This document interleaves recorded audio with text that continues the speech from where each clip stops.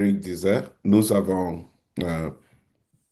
au niveau de Project C, au début, on croyait que c'était juste la mobilisation des Camerounais pour participer dans ce processus électoral.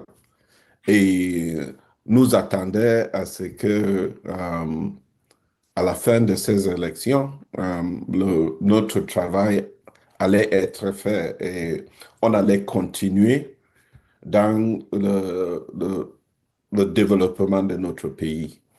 Mais toujours est-il que nous sommes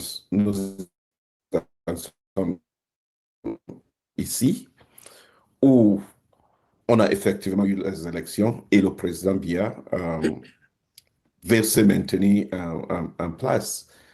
Eric a parlé d'un message qui a été partagé avec lui ce matin où c'était un commentaire. Il rêvait, comme beaucoup de nous, que un matin, lundi, par exemple, le président Biya va accepter cette défaite. Mais peut-être ça va rester comme un rêve. Et si ça reste comme un rêve, nous, les Camerounais, que ce soit dans la diaspora ou dans le pays, on va continuer le combat. Et c'est vrai que ça va changer avec le temps, vu la situation sur le terrain, mais on va mener un combat jusqu'au bout pour que le Cameroun ait une transition du pouvoir avec de nouvelles idées pour que ce pays puisse atteindre ses potentiels. Aujourd'hui, nous avons avec nous, hier, on a fait un constat que beaucoup de leaders au Cameroun ont été arrêtés, y compris Jekam Tchameni et Anicet Ekani et plusieurs d'autres. Nous espérons ils seront libérés, mais nous, on va continuer à militer pour leur libération avec Project C. Nous sommes en train de mener des actions sur différents niveaux, que ce soit à l'échelle internationale ou bien au niveau local. La semaine dernière, on est rentré en communication directe avec tous les membres du Conseil constitutionnel où on a envoyé une lettre à chacun des membres de ce conseil pour appeler les attentions à l'importance de ce moment. J'espère que j'espère que ça va faire une différence. Nous sommes aussi en train d'envoyer une lettre directe au président Paul Biya, lui rappelant que quand il est devenu président de la République, personne n'a pas perdu sa vie. C'était une transition pacifique avec le respect de la loi. Nous espérons que ça sera le même avec lui. En résumé, voilà ce que Eric a dit. Nous allons maintenant, entre-temps, on aura quelqu'un qui est francophone qui va nous joindre, qui va parler un meilleur français que moi. Mais entre-temps, on va essayer de... Eli, can we now start engaging our guests? Yeah, Eli, you have to unmute yourself. Yeah, sorry about that. Absolutely. I just wanted to announce that we have to keep spreading the word and the link. Thanks to Kingsley, we are already live on YouTube, Facebook, and Twitter or X. So we're going to be putting the link as is convenient for everyone so that we can spread the word. And really, because I mean, everybody wants to know what's going on. And so there's so many different ways that they could connect to the conversation. All right. And then last, of course, I will be a person telling you this and scratching your conscience. We need money. We need money. We have to retain attorneys. We need money. We need your money. We don't only need your money. We need you to ask other people, maybe 5 to put money for Cameroon all over the world. We need money. Okay, so the links are going to be put on here, and they will be put on all, YouTube Live, Twitter, and everywhere, so that we can. We are really on our highest. What do you say? Run right now, for lack of a better way. The emphasis on everything we're doing now is that we should put money on. If you're on this side of the globe, I don't know, it could be £50, it could be $25, $50, $100. And we know that there are many of you who have already given so generously. So we're asking that you double up. Today is that day that we need to double up, because our help is needed. And this is one of the ways that we actively can contribute to the cause. Okay, Ari, thank you. Thank you, Eddie. Nous avons avec nous, on est honoré avec la présence de Madame Marie-Roger Biloa, qui, je pense qu'il y a des jours à parler à propos des élections au Cameroun. Elle a bien participé dans cette conférence de presse qui s'est tenue à Paris, organisée par l'équipe du président élu Issa Chiroma. Et on tenait à avoir sa présence parce que Marie-Roger Biloa est une voix très reconnue dans le monde journalistique. Et nous sommes honorés avec votre présence pour partager avec le Camerounais les sentiments que vous avez concernant les élections qui se sont déroulées au Cameroun. Vrai qu'on est dans une situation, on attend la proclamation des résultats, mais toujours est-il que les résultats sont connus par tout le monde, y compris ceux qui ont perdu les élections. Est-ce que vous pouvez donner votre sentiment concernant la situation au Cameroun? Bon, so maybe I would like to say a few words in English and say that I'm really, really delighted to connect with Anglophone compatriots. I have not always the opportunity to do so, actually, and that's one of the reasons I was very happy to join you today. I've been following what you do, and I think we have the same country, one country, the same country. We are all together, and when there's a nation, you call yourself a nation. The way you transmit power peacefully is democratically by elections. And I would like to think that our country is a peaceful country, despite the war happening in some regions, which have been badly managed by the government. But I think deep down, everybody likes to think about our country as a peace-loving country, and that we should all do everything we can to achieve it and to restore peace, to achieve peace, and to maintain peace. And what happened, we have been very concerned about what would happen if our president happened to die, to pass away, as we will all do at some point. And age is not a crime. Aging is not a crime. But at some point, there are things you cannot do when you reach a certain age. So my personal journey this year started with that question. Actually, it was last year when the president disappeared. he was out for missions in France, in China, wherever, and we lost sight of him. We didn't know where he was, so there were all kinds of rumors, even that he was dead, and that was a question. I say, if this is really true, what happens? What happens to Cameroon? If he passed away in a foreign country, and we just hear, you wake up someday, and you hear your president is dead, and you know what has been organized. I mean, the available system for succession is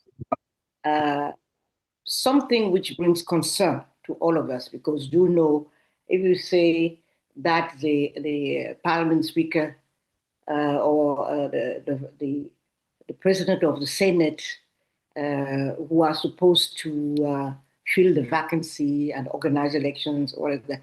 So this has been discussion for years, that people challenging it, because first of all, it was not clear. President will say now, President Assembly first. And we came to realize that all those people are very. I think we're being attacked. What is happening? Here.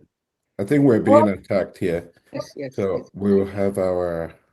How can you do people that? take that out. Yes, that's fine. We have it. We will have it under control. We will control them. Too bad. It's really a pity. Anyway. We also get everybody to mute. Can you please mute? Please mute as well while she's speaking, please. Yeah, everybody should mute, please. So, as a Cameroonian, I was one of those wondering what would happen to our country. We are the people's friend. And knowing the fact that people forget that right now, there were factions, there still are, fighting each other in order to get power after the president. And last year, 2 years ago, our colleague Martinez Zogo was murdered, butchered in a way that was a wake-up call to all of us, that our country was going adrift, was really in a dire situation, that if nothing happened, I don't know where we will end up. So that was a big question. What will happen? How will Cameroon leadership continue? How can we have a sound and efficient and democratic succession? So I decided to ask political leaders in the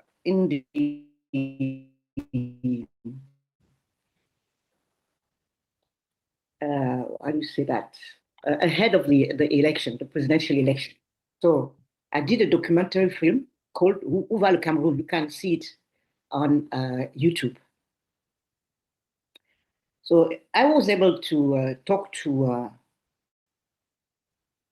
most of the leaders from the government, opposition.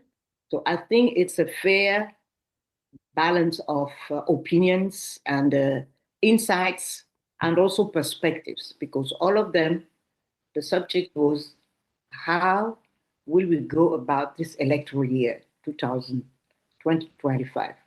How can we ensure that we have a peaceful election? How do we ensure that Cameroonians accept the result?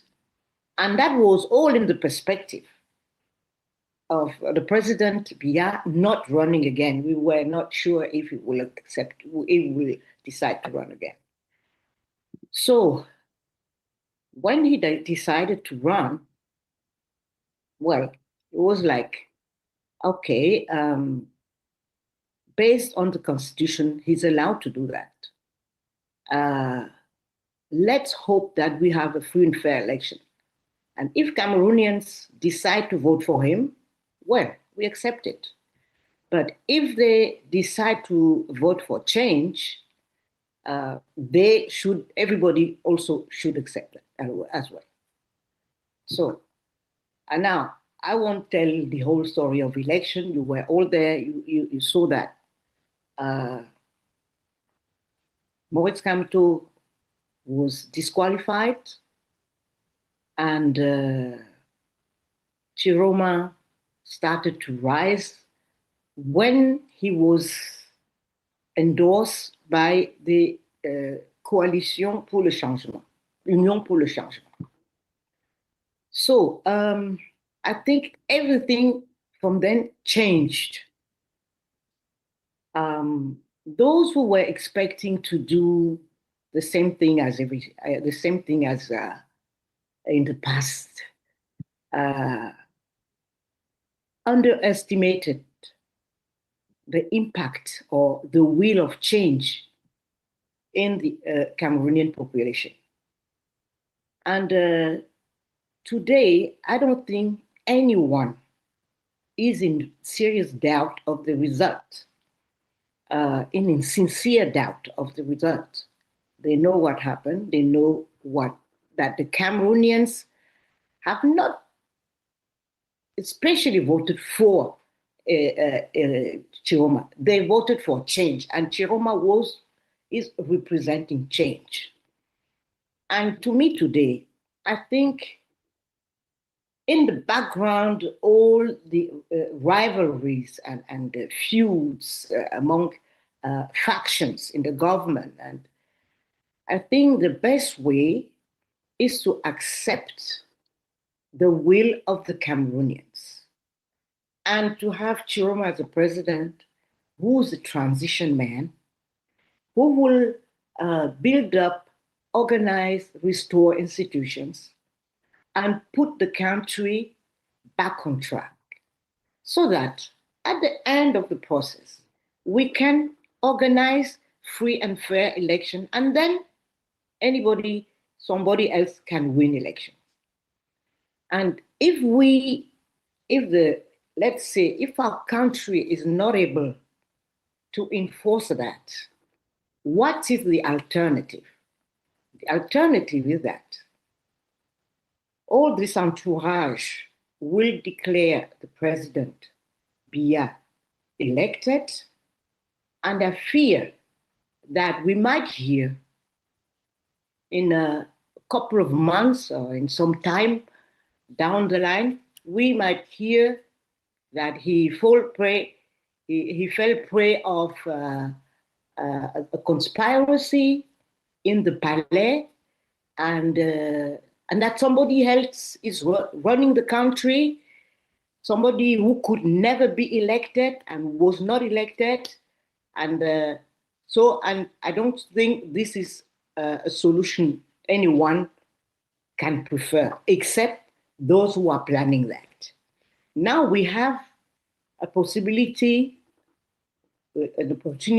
to go ahead peacefully through election by respecting elections result.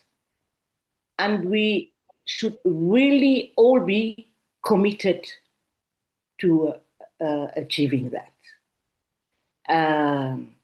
So that's what I wanted to do about the situation in general. Now, the problem, I want to touch on the dream of my colleague Jean-Baptiste Placard, which is also my own dream.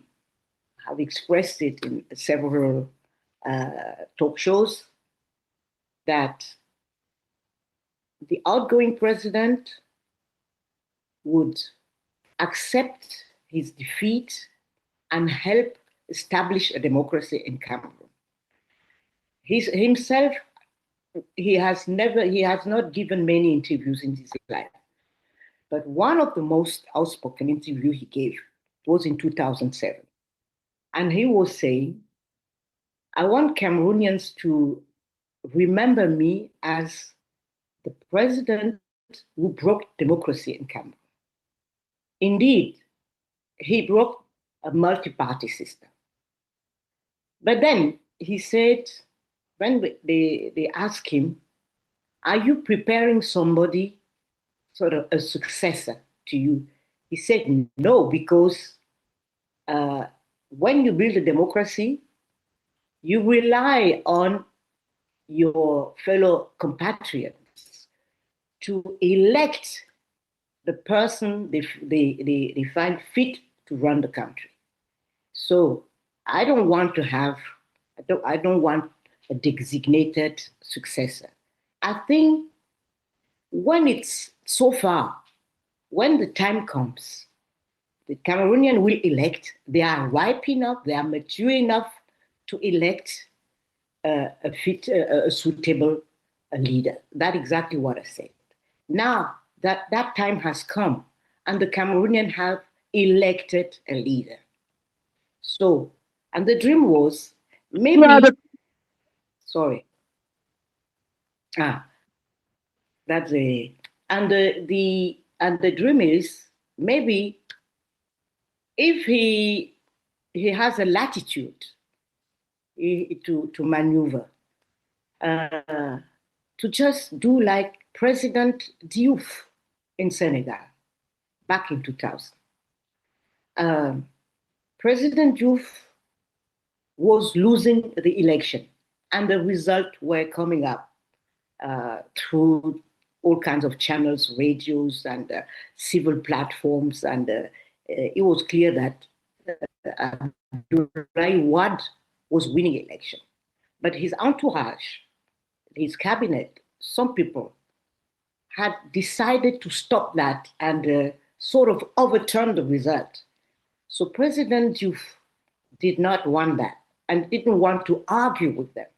So what he did was purely, simply to call Abdoulaye Wade and to concede defeat and say, okay.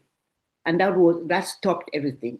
All the I would say the shenanigans all these people were trying to do stopped all immediately. So that's a dream we have, because we should not always, we should expect the world, we should dream for the best and work for the best.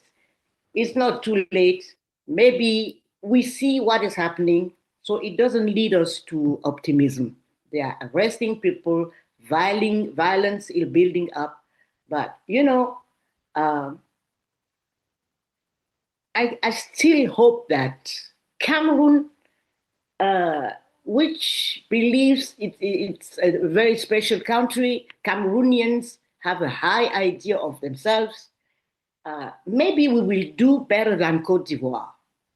Maybe we will do better than Guinea. And Guinea, what happened in Guinea? Guinea, they had a president who stayed over for decades. I don't remember for how long. And it led to a civil war. Let's be better than that. Let's do better than that.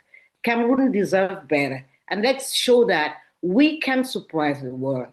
We can, everyone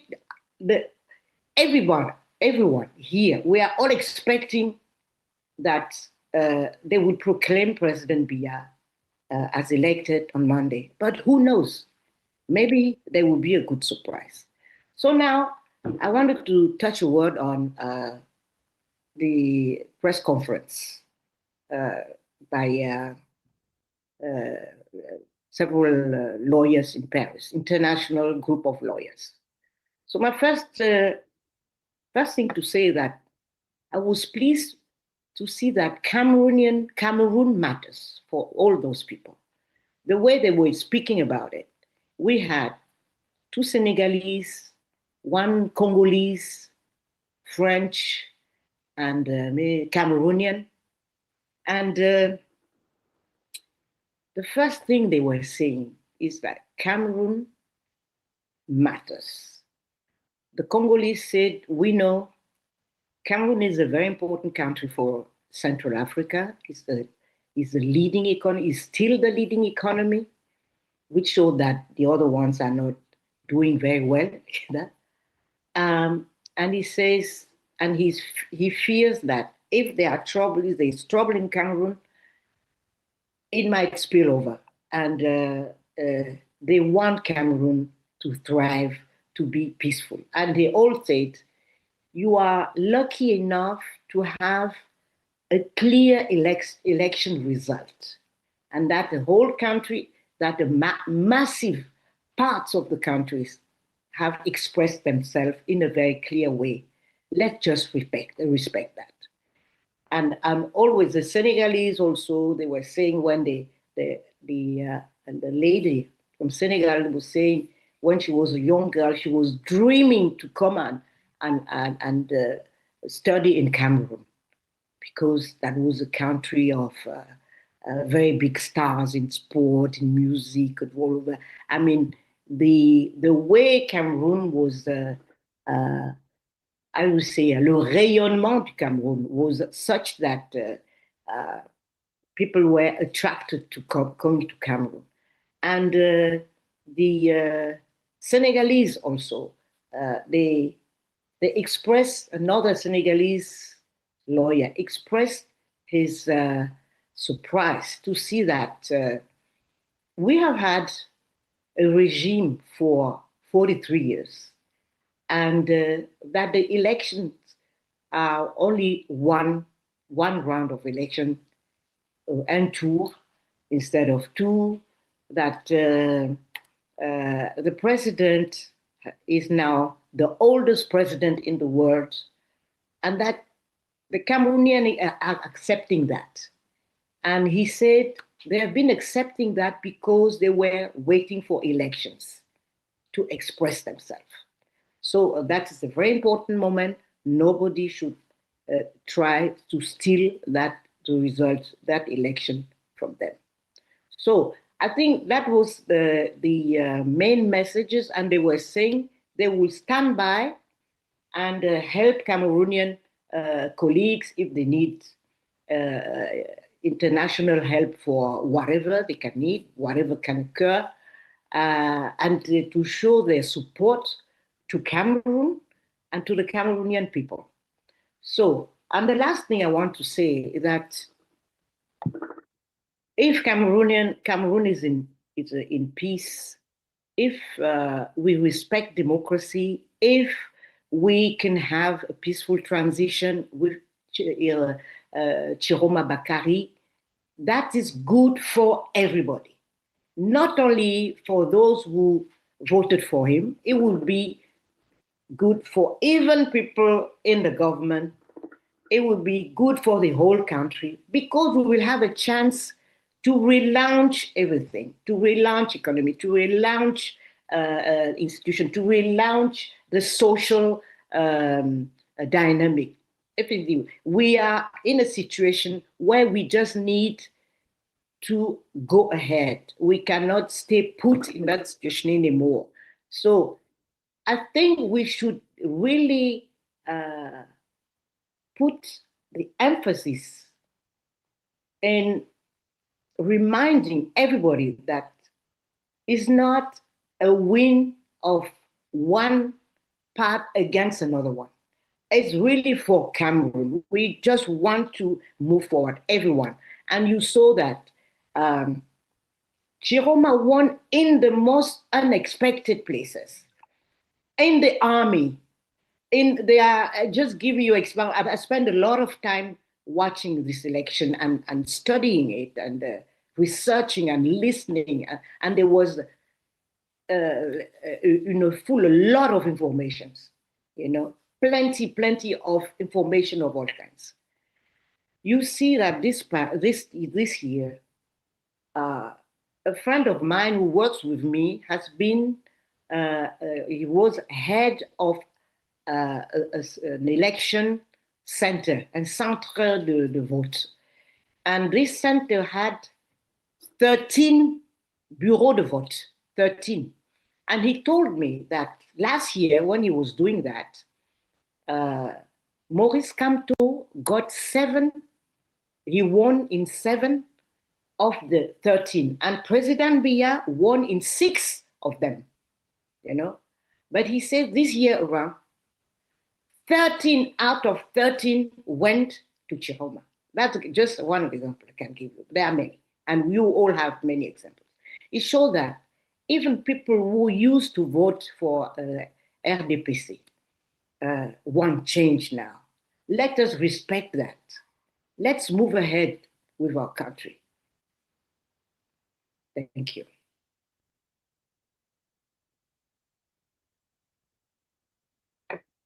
Hello. Yes, thank you so much. Thank you so much, Marie-Roger. I'm going to connect everyone because of the interruptions we're having. We had to tighten everything. So I have to be able to unmute Are and Eric. I'm going to bring them in right now. And to be able to put them on camera. So. Yeah.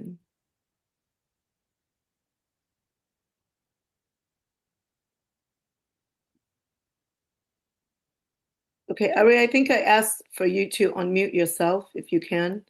And Eric, the same thing. And then we'll be able to turn on your videos. So.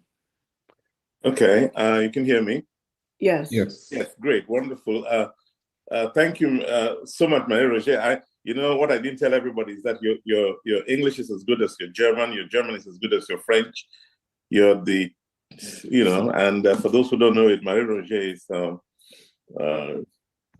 I don't know, she's part of royalty in Cameroon, and but keeps a very low profile. Anyway, I just heard that, you know, some folks in A2D were very closely following this. I don't know whether the interruptions are coming from there. I really hope not. I don't think they want to go down that path. But clearly, there are folks in the palace who are watching, and you're welcome to be part of us. You're very welcome to be following this, and we hope. Ellie, I thought you'd unmute or no, bring my video on. I am doing that right now. I like to look into the camera. Try to see if you can unmute. You can bring your video now. Yes, okay, yes. As I say, I love looking into the camera when I send a message, and the message is I'm hoping that our friends in A2D, since I've just been told by someone in A2D who just called that they're watching. So I hope if the president isn't watching, please get the message to him that he'll do the right thing on Monday, and there'll be a sense of relief across the country, and we will all be delighted. And this country will pick up in a way that no other African country has picked up. I hope the president, does that. And that all of you, I don't know whether Chantal is the first lady, Madame Chantal Biya is amongst those watching. If she is watching, Madame la Première Dame, je vous prie d'aider notre père, notre bien-aimé président, de faire le bon choix. C'est pour l'histoire, pour le pays, pour nos enfants, pour l'Afrique. Donc, si vous êtes en train de regarder ce direct, aidez-nous à faire passer le message. En tout cas, nous avons aussi écrit au chef de l'État, nous avons envoyé un message direct au chef de l'État qu'il va recevoir, on espère, demain. En tout cas, même si on n'arrive pas à lui faire parvenir ce message, on va le publier pour que les Camerounais, n'est-ce pas, prennent connaissance du contenu. Donc, notre prière, c'est que le président fasse, n'est-ce pas, pose cet acte historique qui va nous aider tous à retrouver la fierté qui est camerounaise. Il fut un temps où, quand je suis arrivé à Paris la première fois, le nom que je cherchais, c'était Marie-Roger, parce qu'elle était connue de tout le monde, respectée par tous. Elle n'est pas seule. Dans le domaine de la technologie, nous allons faire appel à la personne maintenant, Rebecca Enonchong, aux États-Unis, dans les années 90. C'était la première femme, peut-être américaine, mais certainement camerounaise, n'est-ce pas, à s'imposer dans ce domaine de la technologie dans les années 90. Donc, le Cameroun, c'est un pays des gens, si les Burkinabés se prennent pour des gens dignes, je ne sais pas si c'est le mot, intègres, je crois que c'est le mot, nous, c'est les gens fiers, les orgueilleux, mais fiers d'être Camerounais.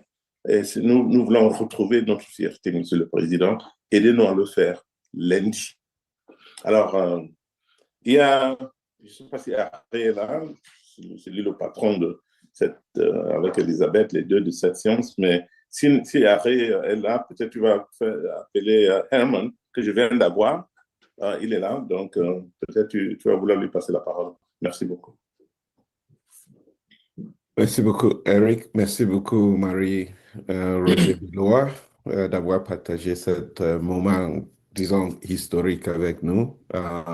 Eman, si tu es là, tu vas nous rejoindre comme co-host. Mais entre-temps, we have Rebecca Enonchong, who has also been really very engaged in this electoral process, working, really providing a lot of support and her experience to Project C, maybe not always visibly, but certainly behind the scenes. And it's also part of the Douala group that identified this concept of getting a consensus candidate and work towards implementing that. So if Rebecca is here, it will be. I'm here. Yes. So let me also say that anyone who has questions, right, for Marie-Roger Biloa, please, you put your questions in the chat. We're going to make sure that we'll pick it up. Before I turn over to Rebecca, I also want to say, obviously, we have a lot of attention from people probably who lost the elections, and they have been attacking the Zoom. We've taken all security measures to ensure that this doesn't happen again. We are streaming this on several other platforms, and I can reassure you that there are thousands of people that are watching on YouTube. The links will be put there, so if anybody wants to join the Zoom, they may not be able to join the Zoom. They can join through one of the platforms on which we're streaming. And Ari, if excuse me, if we've been posting that on the chat and it's in the general WhatsApp group, all the different links where if you can send to invite people, not on this Zoom. They can only invite through all those places. And we have YouTube, we have Facebook, we have Mimi Memphis Info, we have Rebecca on X, and then we also have YouTube. Those are the places that they can watch as of now. Yes, so we can be secured. Thank you. Yeah. Sorry, Rebecca, I had to go through that, but I understand you will not be coming on video. Yeah, I'm in a location where there are other people and I don't want to expose them. And there's no way for me to be not expose them. So, I think we need to also take care of our security and make sure that, none of us want to just be martyrs in this thing. We're willing to take all the risks that we need to get things accomplished, but not unnecessary ones. And so I just decided to stay off video just to protect some people close to me that should not be exposed. So yes, hi. So lots of things happening over the last 24 hours. As you know, Nkom Chameni was arrested. Nkom and I have been working together. I met Nkom. So this is very interesting because I had a conversation with his wife, Makini, yesterday, and I met Makini Chameni before I met Nkom back in, I think it was 1988 or 89, when Nkom was first arrested the first time by this regime, along with Yondo Black and others. And we worked tirelessly to get them released. And that was kind of at the very beginning of my own work towards democracy and human rights in Cameroon. So it brought back a lot of emotion. I was on a conference call this morning with Makini Chameni, and just the emotion in her voice, despite the fact that, of course, Jukam and Anise are very psychologically prepared for this battle. They knew it was coming, or they knew it would probably come, but still, I think that when you know what they went through as a family in the late 80s and early 90s, I think that we can all remember that, and this is just Jukam and one family. We know that there are hundreds of people that have been arrested over the last couple of days, some of them just because they look Muslim. And happen to be in an area that's highly populated by Muslims. And so it's a real Gestapo. You know, there's no rules. They're just going after everybody and anybody that they think could show support, demonstrate support. And it's really an act of intimidation. And as I said yesterday when we were talking about this, is, you know, we won't be intimidated. This is just, for me, shows their weakness, and it shows how cruel they are. And I know I'm always very hopeful. I'm an optimist, and it's optimism that has gotten me through this far. But I don't think for a second that Biya cares about his legacy. I don't think he's even in charge at this point. So I think that, you know, the truth is that we should expect the proclamation on Monday not to say the truth. I think that we should expect, and we should just prepare for it. I think it's really important for those of you that are in the diaspora, that you're always asking, what can you do? What you can really help do is support those people on the ground with the Legal Defense Fund and all the other costs and things that are ongoing. There's a group of lawyers, a whole group of lawyers, of about 100 lawyers that have volunteered to support the people on the ground, but even they have costs. And so it's important that we provide the resources to them as quickly as possible so that they can support the people on the ground. I heard I thought it was Eric, maybe. Anyway, no, you're so you're fine. Yeah.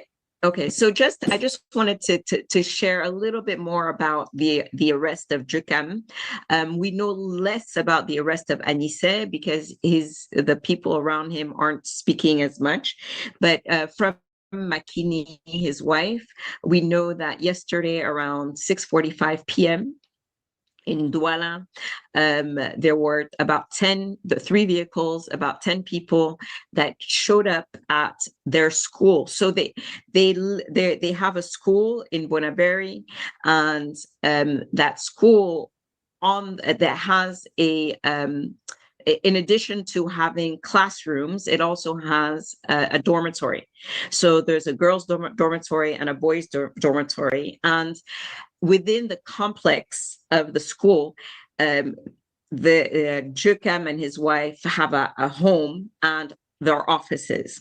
And so they immediately went to the home and the office, they were able to take Jukam. There were about 10 of them, 3 vehicles.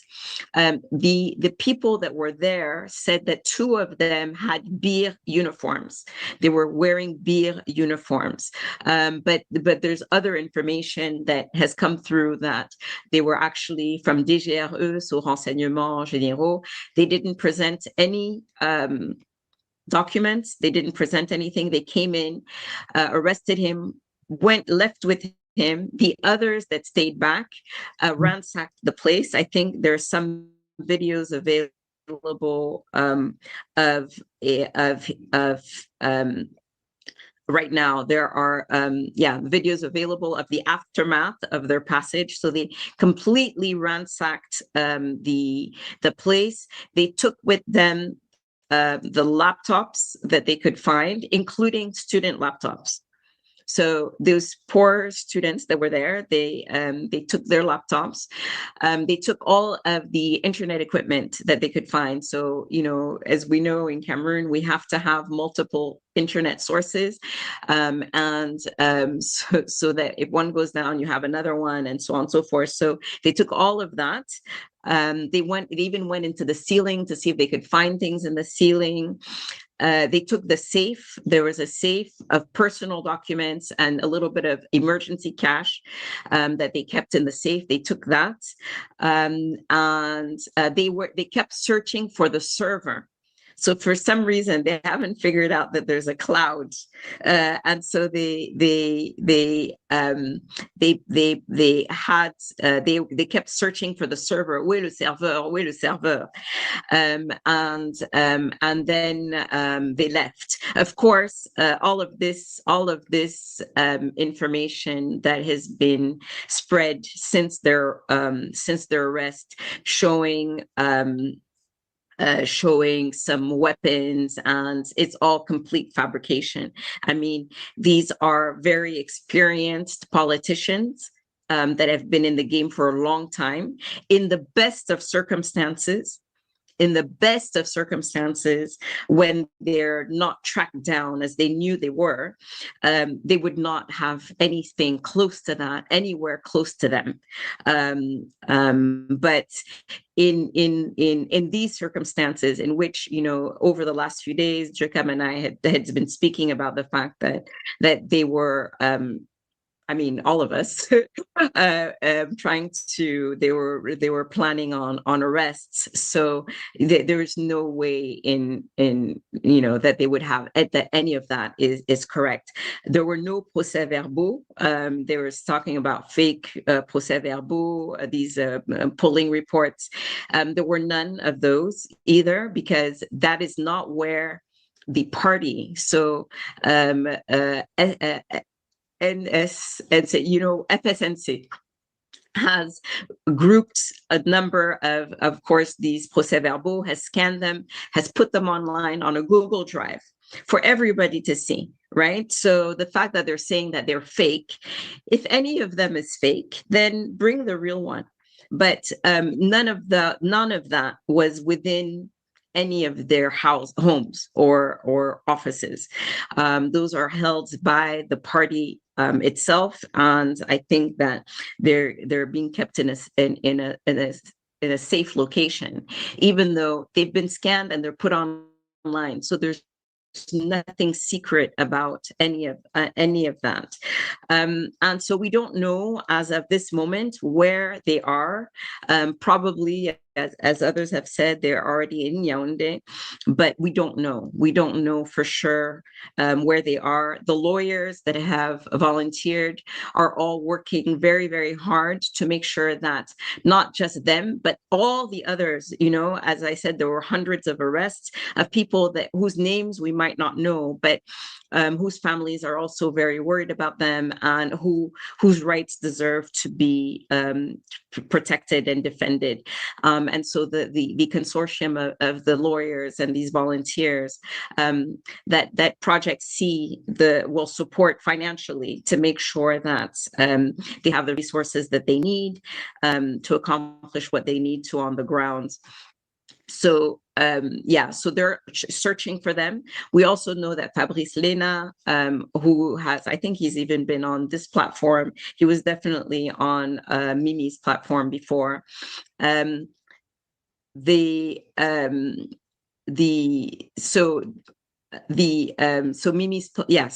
Fabrice Lena is also, he's held in Bonanjo at the police judiciaire in Bonanjo, so we know that, so he's getting some legal support. The video of his arrest, because they were trying to claim that this was something that was not they were trying to claim that this was something that was not connected to politics, trying to have some civil dispute or some other criminal dispute. But if you see the video of his arrest, these were plainclothes policemen with a hood, like a hooded, hidden. It was so you can really tell that, and the timing, of course, of his arrest is also very telling. So he is getting some legal assistance.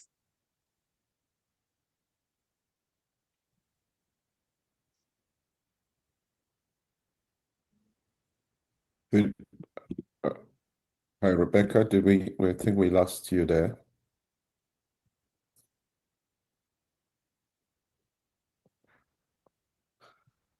Okay, I think we lost sound with Rebecca. Oh, I did. Maybe. Oh, can you unmute Rebecca, please? Yeah, I don't know that we muted her. I think she muted herself, but let me see. Yeah. 1 second. Yeah, asking her to unmute. Okay, I'm back. Yeah, Okay. sorry, I did mute because I was done. Oh, but okay. I tried to unmute and I couldn't. But I just wanted to give a summary of where we are over the last 24 hours. Someone wanted Rebecca to say the same thing. To summarize what you said in French, is that I think you're the best person to do it, Rebecca. Oh, so summarize what I said in French. Ok, en français. Donc vraiment rapidement, au courant des dernières 24 heures, vous êtes certainement au courant qu'il y a eu de nombreuses arrestations. Plus de 300 personnes ont été arrêtées, mais surtout 2 leaders de la coalition de l'Union pour le changement, donc Nkom et Anissa Ekane. Donc un peu les détails de l'arrestation donc de Nkom, c'est qu'il semblerait, selon les personnes qui étaient présentes, qu'il y ait eu 2 éléments qui étaient en tenue du bir. Ça ne veut pas dire que c'était du bir, mais ils étaient en tenue du bir.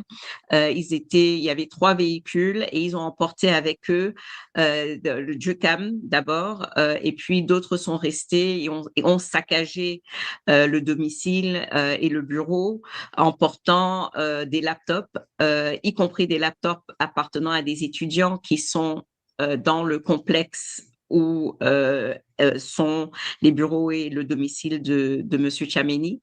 Ils ont emporté un coffre-fort et voilà. Donc ils ont et puis tout le matériel de connectivité à l'internet. Les images qui ont été présentées par certains influenceurs du côté du régime sont invraisemblables. On parle quand même de Anissa Ekane et de Nkom Tchameni qui ont énormément d'expérience dans ce genre de choses et qui savaient très bien que le régime était en train de les traquer, même si dans le pire des cas, dans le meilleur des cas, en fait, dans le pire des cas, même en situation normale, même si ils ne sont pas en situation de crise comme on l'est aujourd'hui, ils n'auraient jamais eu ce genre de matériel même à des kilomètres de là où ils sont. Donc, je pense que c'est de la désinformation et ça montre vraiment la faiblesse faiblesse et la lâcheté de ce gouvernement. Voilà. Et j'ai aussi parlé du fait qu'il y a des avocats qui se sont portés volontaires. Il y a une centaine d'avocats qui sont à la recherche aujourd'hui, actuellement, du lieu où ils sont gardés. On ne sait pas jusqu'aujourd'hui, ni la famille, ni personne ne sait où on les a amenés. On sait que Fabrice Léna étant le chef de campagne de Ateki, qui a rejoint donc la campagne de l'UNDP et qui avait annoncé après les élections que dans les bureaux de vote que lui, il avait contrôlés, Chiroma était vainqueur.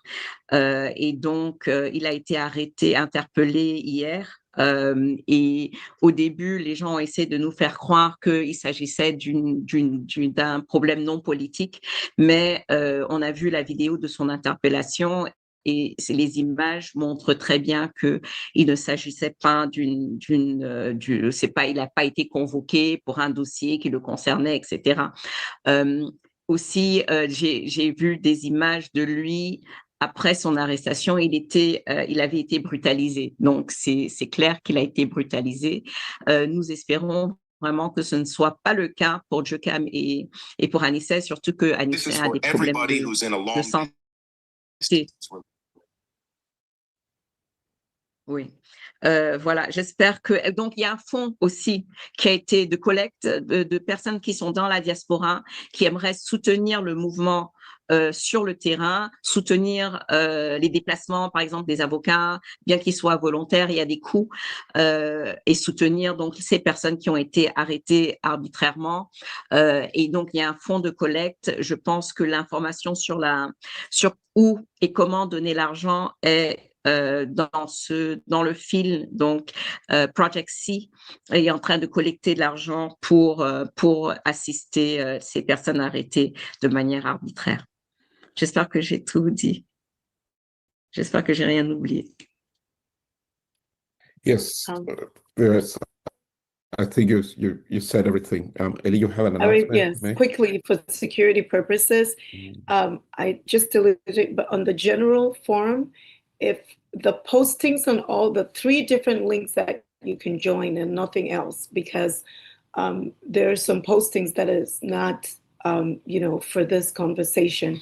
So just remember, if you're spreading the word on the forum, it's only the 3 links that have been sent out is where, people can join the conversation. Okay, Ari. All right, thank you very much, Rebecca, for giving us a perspective on the situation in Cameroon. At this point, we would talk a little bit about some of the work that, I don't know, Heyman, do we have Maître Simh here, or is anybody keeping track of whether Maître, Analyst, Nkom is with us so that we can have them come on? For now, we have no news of Maître Simh. We have tried. On espérait vraiment avoir Maître Simh, Maître Analyst, mais jusqu'ici, nous n'avons pas de retour. Et c'est un peu, on est très content d'avoir les autres invités. Ils auraient été un très bon complément pour le panel, mais jusqu'ici, nous n'avons pas de retour, malheureusement. Okay. And I know that there are questions that are already coming in. So, with, Marie Rocher maybe, and also for Becky, we can, while we're, waiting for the others to join, they might join. I think Eric said Alice might join later. Maître Alice might join later. Okay. Yes. Is somebody keeping track of the questions? I see a question from Emmanuel asking if the actions that Rebecca was talking about, whether they are actions from the government. And it's, to the comments, ce sont là des actions qui semblent être le fait de milices, non? Well, it is. We know. We know. We've seen this before. We've seen the government. Yeah. It's the same playbook that they've used over the years, and so we have no doubt. There is no doubt that it's the government. For those who only recently monitored what happened with the Anglophone crisis when it's all started out with peaceful demonstrations, it was the same playbook, arresting the reasonable leaders who could actually serve as the bridge in the conversation, and essentially radicalizing the rest of the I just wanted movement. to beginning you on. And in the Yeah, circumstances I'm that hitting you we're up on the discussion right now. in the circumstances that we are in, we think that this is the same playbook that is being used, and hopefully it doesn't explode and become the same circumstances that we're facing in the Anglophone region, if only the president just does the right thing and call to recognize the winner of the elections. But Emmanuel, if you want to provide a response to that in French, that will be helpful. Ari, say it again. Can you repose the question? No, I was please? just saying that if you wanted to respond to Emmanuel in French, that will be fine. Emmanuel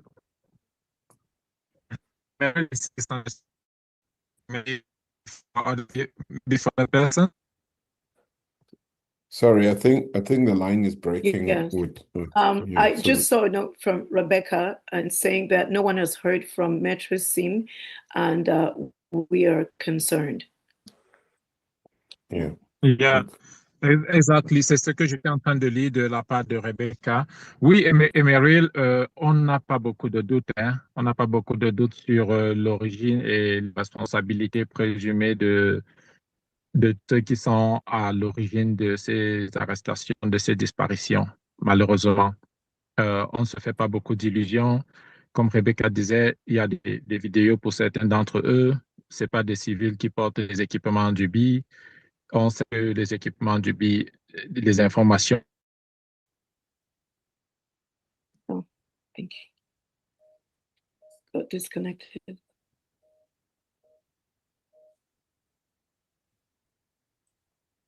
I think we lost Herman.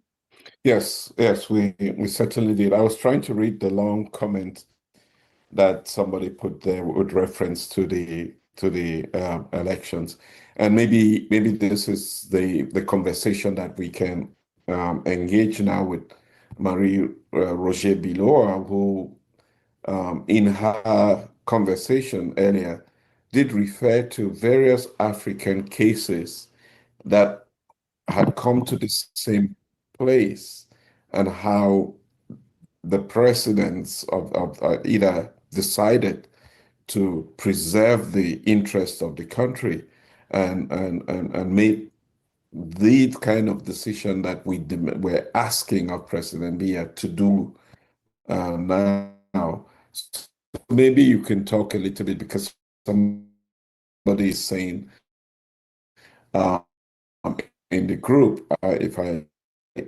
can say, if I can summarize what they had, we know that the elections were not transparent, and if we know that it's not transparent, is there a way that there could be negotiations for us to come out of this situation without spilling blood or in our country? What alternatives do we have now, from your experience engaging with African leaders across the continent, or maybe even to a larger extent across the world, faced with this kind of challenges? Oh, I think you're muted, please. Yeah. Yeah, thank you. So I say, what is worrying is that we don't see any sign of reaching out for dialogue. What we see is cracking down on community leaders, people who were activists in helping this election be meaningful. And that's really worrying, because in some other cases, I gave you best case scenarios like Senegal. Senegal has had, I think, 3 elections. When Senghor left, there was no election, but he handed over power to Abdou Diouf, the way President Aïdjo handed over power to President Paul Biya. So after a while, there were elections with President Diouf. First time he won, but the second time he lost. And then I told you what he did, courage to rig or try to mingle in the result, and he called Abdoulaye Wade to concede defeat and congratulate him. Abdoulaye Wade himself, after trying to run for a third term, which was denied by the Senegalese. There was some turmoil. It was not easy, but he backed down. And what happened, let me think again. I think I remember Macky Sall won elections. Oh yeah, maybe I have to check that one, but I know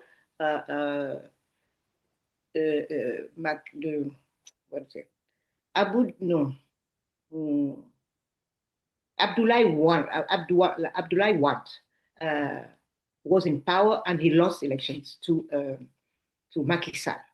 And he called him same thing, to concede defeat, although there had been a lot of problems around that election. And now Macky Sall, same thing. This one is fresh in our memory. We remember he did not get to it, but it was very strong in his mind that he wanted to seek a third term, which the Senegalese did not want. Okay, and the pressure was so strong that he didn't do that. But he tried to postpone elections. He did everything he could to eliminate the most dangerous candidate for him. He put him in jail, and after a while he could not run. He managed, there was a stain on his in his curriculum vitae. He could not run for elections. Tell me his name again. The current prime minister in Senegal. Sanko. His name is Sanko. Yeah, absolutely. Sanko. Ousmane Sonko. So Ousmane Sonko was eliminated, and so he picked his number 2 guy, and the Senegalese voted for him. It was such a similar phenomenon as what is happening in Cameroon, that you have a candidate whom people believe he was very likely to win. That one is eliminated. Another one comes up and people vote for him. So, and in that case also, Macky Sall, after all this, after repression, after putting Ousmane Sonko in jail, after this and that, when he realized he had lost election, the same night, he picked his phone and conceded defeat and congratulated the president. Please tell me his name again, the current president now. Fine. Number 2 man. Fine. Diomaye Faye. Yes. Yeah, Diomaye Faye. Okay, so I can give you another case. It's in Cape Verde. I think 2 or 3 years back, I have to check, there was an election, presidential election, but very close, very close. It was like maybe 72 votes, difference between both. But still, the outgoing president conceded defeat. He didn't say, oh no, it's too close to call, we have to start again. No. He conceded defeat and congratulated the winner. That was in Cape Verde a couple of years ago. So you have many cases now around the continent where elections are free and fair. I like also the example of Turkey, which is not in Africa, with Erdogan, who's a strong leader. By some aspects, some of his opponents call him a dictator, which is not really. Why? Because when they have elections there, of course, he can benefit from the machinery, the state machinery. And you see mostly him and his aides and his supporters on TV, on the public channels and extra. But on the day of elections, nobody mingles with election, interferes with elections, and the results are generally accepted. And so he could lose, many states in municipal elections. He lost Istanbul, he lost Ankara. His people lost elections and they conceded it. So I think it's so important in a country and that whatever the problems we are there, that we have a mean to settle our disputes, and that's elections. And that must be holy, that whatever you've done before, let the people decide that the true path to peace, when an election is accepted by all, nobody else can happen. Nothing else can happen. So, are you asking me what can we do? I think most of the decision is now in the hands of those who should respect the will of the people. They are the ones who have peace or not peace in their hands. My problem is I sense so much anger, so much determination among the Cameroonians. I don't know if not accepting this time will pass easily. I don't know what will happen. I really don't have any solution. What shall a citizen do? Just bow down or keep quiet or what? We really don't know. I'm just worried. At the moment I'm speaking now, I'm just hoping for the best. I don't know. Yeah. You cannot tell people,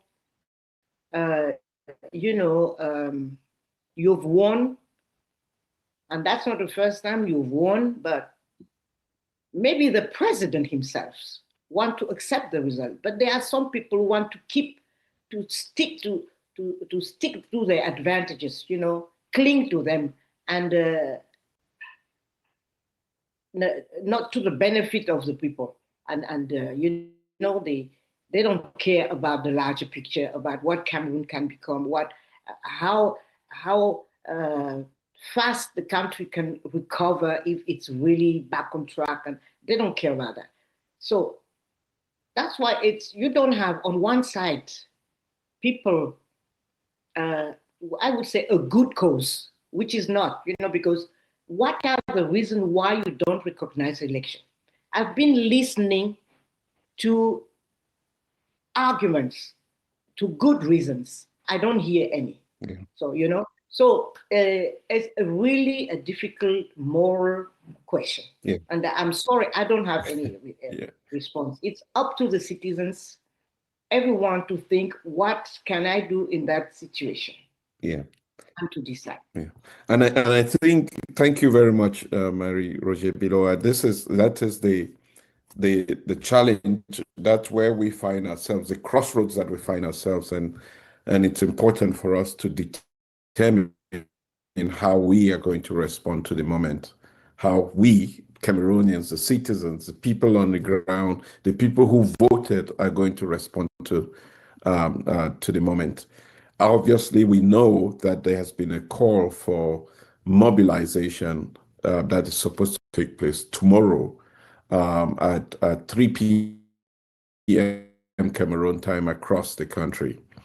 First thing I would say to people that the only people who are talking, the same people who are talking about peace are the people who are a threat to peace. Because if the election results were accepted, then there is no conversation about peace. People would have been out on the streets celebrating the results. But now the reason we're not looking, in fact, the people who have been arrested put out a call saying that people should celebrate at home. And yet they're arresting people who have actually called for peace, right? And the only people who are a threat to peace now is the government, is the BR regime. The same people the only people who have been accused of orchestrating fraud during the elections. So undoubtedly, the majority of the country is on the side of the truth, respecting the will of the people. So we at Project C, we're joining forces with and saying, yes, it is up to the Cameroonian people to defend the vote right up to the very last. And the very last is ensuring that the BR regime leaves, because we cannot, if experience is anything that we can go by, if the past is what we should look at, there is nothing in Mr. Bia's past that demonstrates that he will be able to make the right decision for the country at this moment. But there's something also in his past that we can capitalize on, that we know, because that's how we got multipartism in Cameroon.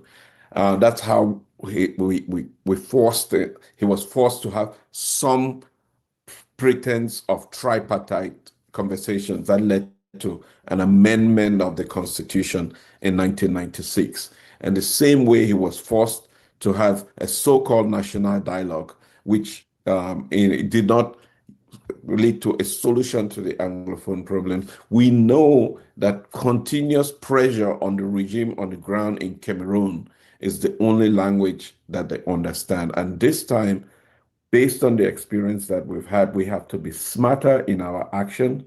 We have to engage the regime at various levels, and we have to mobilize in Yaoundé. This is incredibly important, that the biggest mobilization has to be in Yaoundé. It was Biya once who said, "Quand Yaoundé respire, le Cameroun vit." So we have to find a way to make sure that Yaoundé doesn't continue to breathe, right, and give life to Cameroon.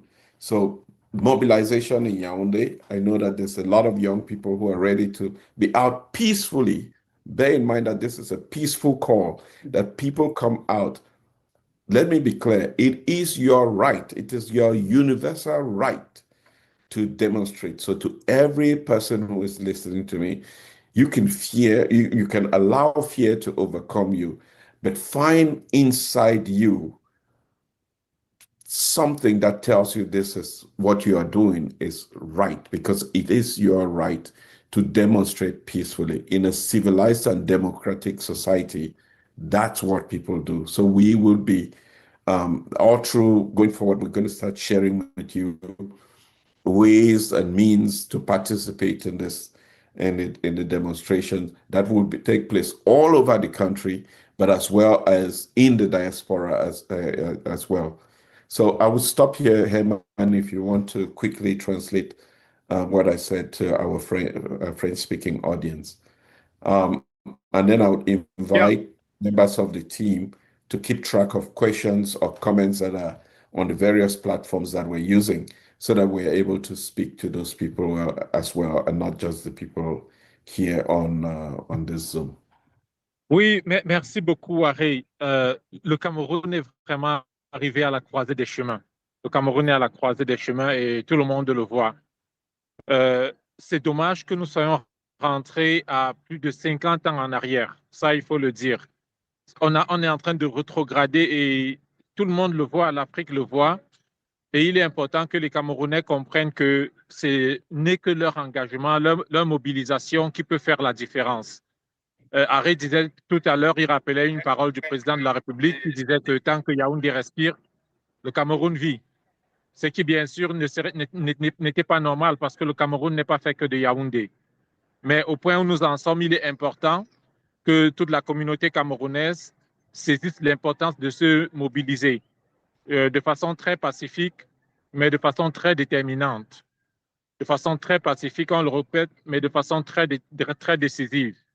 Avec toutes les arrestations, on comprend que c'est une tentative d'intimidation, mais ça signifie aussi qu'il est fébrile. Ça signifie aussi qu'il est conscient de ce qu'il a fait. On sait qu'il y a beaucoup de personnes qui voudraient s'exprimer. Il y a Mme Viviane Ondoa qui le demandait. Peut-être Harry le permettra. Ce serait peut-être une bonne addition, Harry, s'il te plaît. Si tu pouvais donner quelques minutes à Mme Viviane Ondoa. Merci.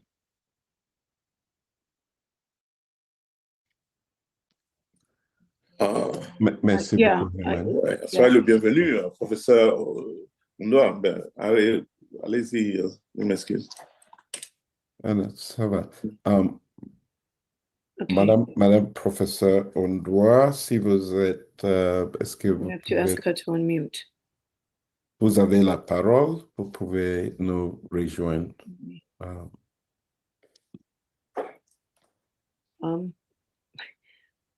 Whilst I we're just want to waiting, ask the team, we just need to, find out where she is and then ask her to unmute.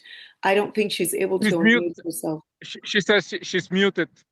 Yes, so we have to find, I don't know what is her name? What is her name read? I can't see her name. Okay. Oui, professeur Ondoa, Son nom. Viviane, oui, elle est là. Okay, so Ah, ask Oui, to be elle est bien unmuted. là. I found her. I've put Oh. her. London. Okay. Okay, very Et good. puis, je crois que Maître Alice Nkom soit elle est déjà là, ou elle sera là incessamment. Je viens de lui parler. Et Maître Simh. Simh aussi. Tous les deux seront là. OK. Over to you guys. Yeah. So, Okay. whilst we're trying to get Madame Viviane. Est-ce que je peux? Viviane, Oui, là, j'étais. s'il vous plaît. S'il vous plaît. Déjà, merci infiniment. Merci à Eric de m'avoir introduit dans le groupe. Je voudrais juste participer au débat très rapidement en faisant deux propositions. La première, c'est que nous nous rendons compte que si les citoyens sont déjà suffisamment sensibilisés, quand je dis citoyens, je parle des civils, hein, pour opposer les civils aux militaires, parce qu'on a plutôt l'impression que cette tranche est un peu en marge, je voulais dire, des préoccupations de l'engagement. Et pourtant, nous avons chacun d'entre nous au moins un militaire dans la famille, comme ami, comme...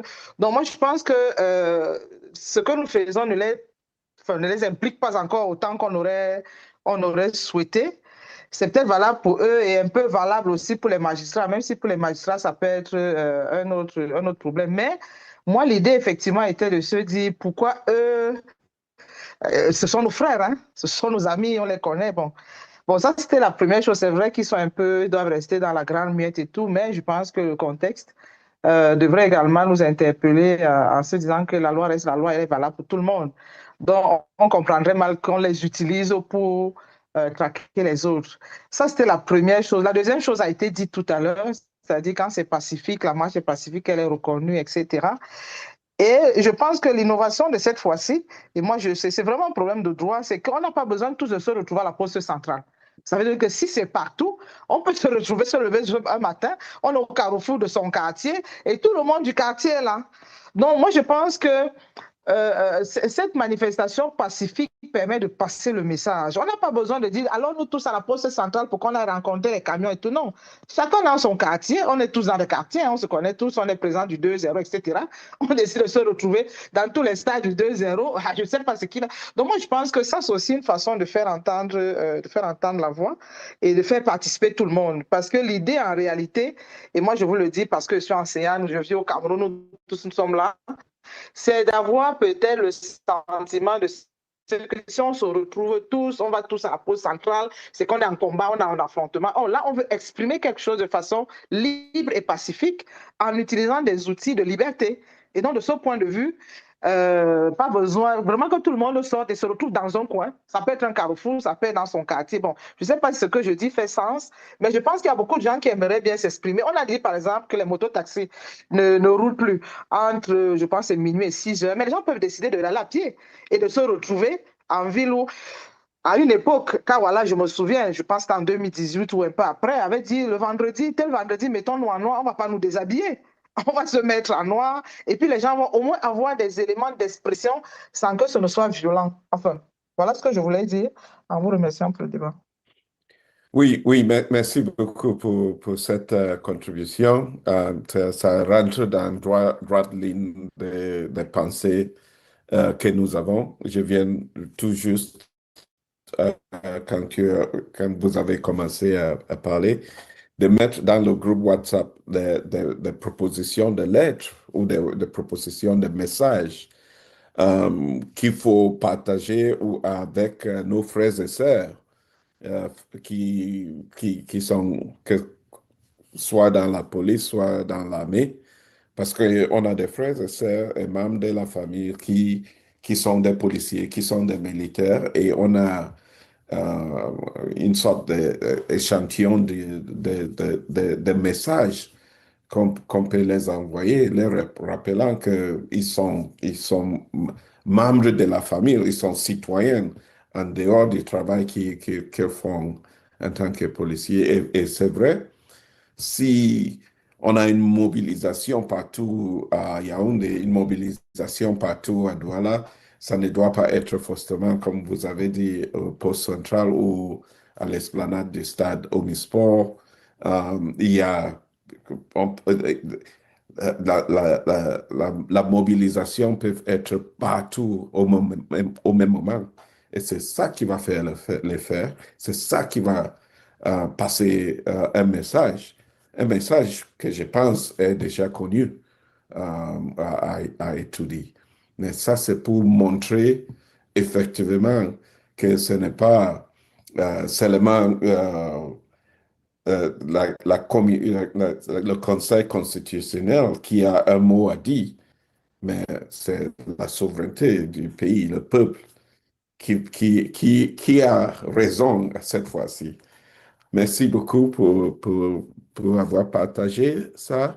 At this point, we will tend to what actions we should be taking in the next few days.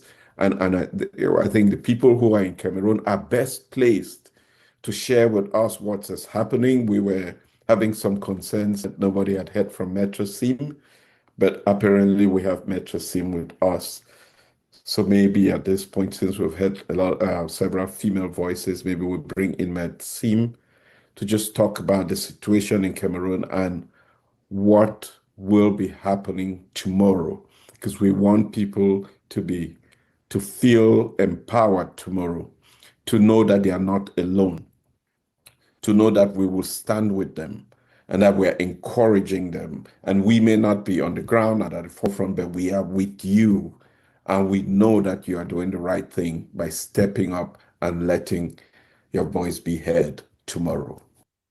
I would pass this on to Eric. You want to say something? Yeah, just welcome Maître Simh, parce que je sais qu'il était très pris aujourd'hui, mais il a quand même trouvé le temps de se joindre à nous pour, s'il y a une personne, hein, à part peut-être Rebecca,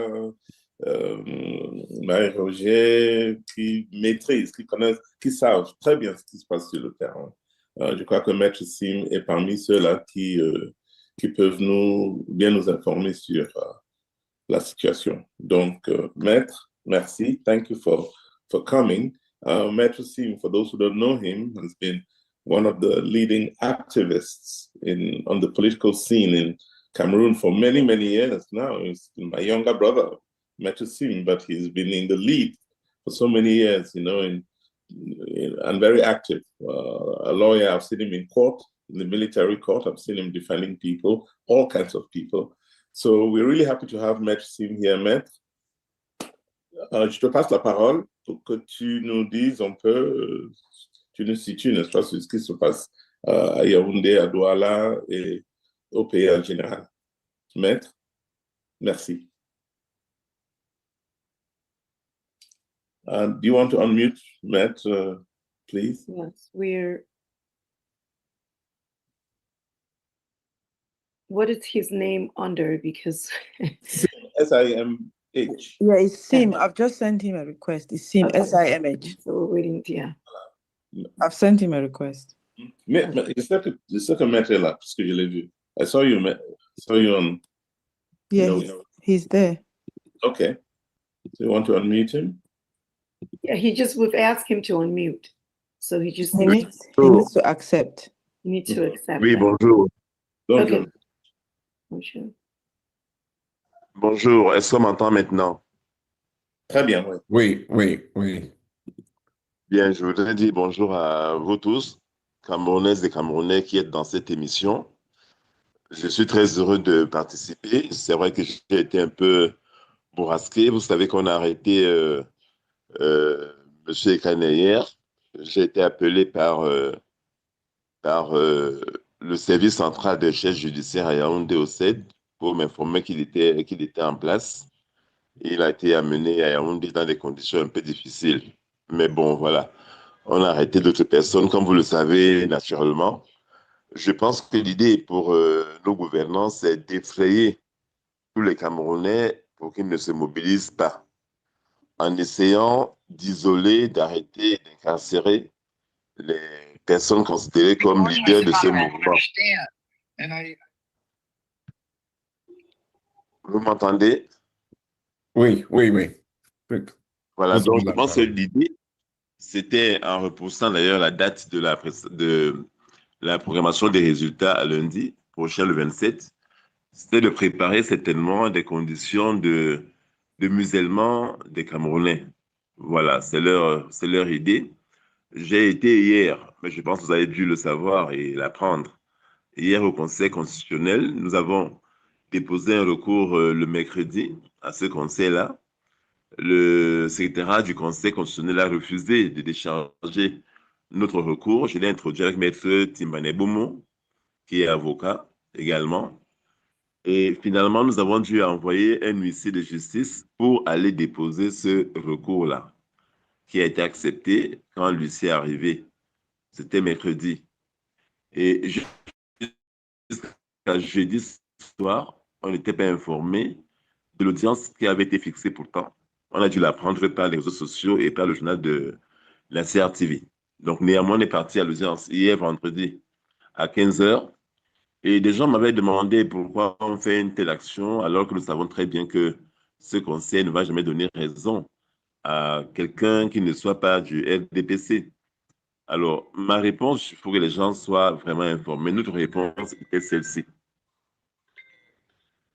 Nous pensions, Maître Timbané et moi, qu'il fallait pousser ce conseil-là jusqu'au bout du bout. Jusqu'au bout. Et la question que nous posions au conseil hier, c'était de lui dire qu'il n'y a dans notre législation aucune phase prévue pour la contestation ou la confrontation des résultats issus des élections. Aucune phase. À la commission départementale des recensements de vote, on vous dit carrément que cette commission n'a pas le droit d'annuler un PV. Et qu'en tout cas, le PV de l'ECAM fait foi. Donc, s'il y a des PV qui sont différents de ceux de l'ECAM, on ne prend en compte que le PV de l'ECAM. Alors, on vous autorise par contre à la commission départementale de mettre des réserves qui sont notées. Donc, moi, j'étais à la commission départementale pour le compte du candidat Issa Bakary, ici à Yaoundé, dans le Fondi. On y a passé 4 journées et j'ai émis des dizaines, presque une centaine de réserves sur des bureaux de vote dans lesquels il y avait une fraude absolument ahurissante. J'illustre par exemple, on vous dit que dans un bureau de vote, il y a eu 400 inscrits, que les 400 personnes ont effectivement voté. Ça veut dire qu'il n'y a eu, depuis 2012, où on inscrit les gens dans ces bureaux, qu'il n'y a eu aucun mort, aucun malade ce jour-là, que les 400 personnes ont voté et que tous les 400 personnes ont voté pour M. Paul Biya. Donc, quand je fais observer au président que c'est absolument impossible, et parfois dans les quartiers comme Biémassi, qui est un fief de l'opposition et dans lequel les gens votaient Chiroma en majorité, je leur ai demandé comment est-il possible d'avoir 0 voix pour Chiroma et 400 pour M. Biya sur 400 inscrits. Donc, j'ai demandé à plusieurs reprises qu'on puisse vérifier ces chiffres-là en faisant venir par Elecam ce qu'on appelle les fiches d'émargement. Parce que la fiche d'émargement permet de voir qui a signé la fiche et qui a dit qu'il a voté. Le PV, lui, ne porte que des chiffres non signés par ailleurs, par les membres du bureau de vote. Donc, j'ai insisté pour vérification qu'on puisse confronter au moins les PV aux fiches d'émargement sans aucun succès. Et lorsque les PV de la commission départementale arrivent à la commission nationale, elle-même ne tient pas compte des observations qu'on a faites dans le PV de la commission départementale. Elle n'en fait aucun cas. Donc, toutes les réserves qu'on a faites sur les bureaux de vote, il y en a même certains où le nombre de votants était supérieur au nombre d'inscrits. La commission nationale ne tient pas compte de ça. Et elle vous dit que son travail, c'est d'additionner les totaux des PV des commissions départementales, simplement, c'est-à-dire une opération d'addition. Alors, j'ai demandé donc hier au Conseil constitutionnel, et j'ai parlé à ces gens dans les yeux. Je tenais à faire cette audience. J'aurais pu écrire sur Facebook ou parler dans un forum aussi suivi que celui-ci. Mais je voulais vraiment que mon confrère et moi, on parle à Anna Clément et à ses amis en face, dans les yeux. On a pu le faire hier. On était très heureux. On leur a dit que est-ce qu'ils ne sont pas gênés, eux, qui sont quand même des personnes supposées être des personnes de loi, est-ce qu'ils ne sont pas gênés, est-ce qu'ils sont à l'aise de lire des résultats lundi, que eux-mêmes, comme citoyens, savent que c'est des résultats faux. Je leur ai dit, vous êtes des citoyens, vivez comme nous à Yaoundé, pour vous tous d'ailleurs, vous êtes à Yaoundé.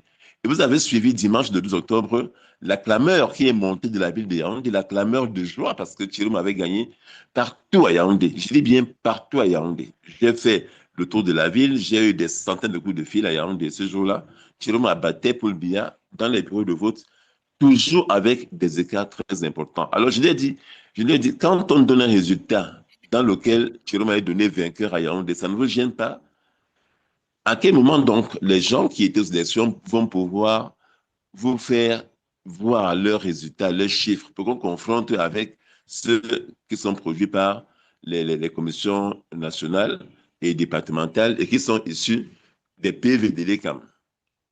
Je leur ai dit qu'il faut que le Conseil trouve un moyen d'arrêter des résultats et que arrêter les résultats, comme la loi le demande, que le Conseil arrête et proclame les résultats. On leur a dit, il faut donc qu'il y ait une session, une audience au cours de laquelle on pourra faire l'arrêté de ces résultats, c'est-à-dire vérifier, contrôler, confronter les résultats apportés par les uns et les autres pour qu'à la fin du processus, il y ait un sentiment de justice chez les autres, que ceux qui ont perdu admettent sur la base de ce travail-là qu'ils ont perdu. Parce que nulle part dans la loi, on ne permet de le faire. Par contre, eux, ils ont la mission de veiller à la régularité de l'élection présidentielle. C'est leur mission, elle est légale. Veiller à la régularité. Et je leur ai dit que cette régularité n'est pas qu'une régularité formelle pour savoir si le vote s'est bien passé. C'est aussi la régularité des chiffres. Et c'est des chiffres que vous allez lire lundi, messieurs, mesdames de ce conseil, leur ai demandé hier.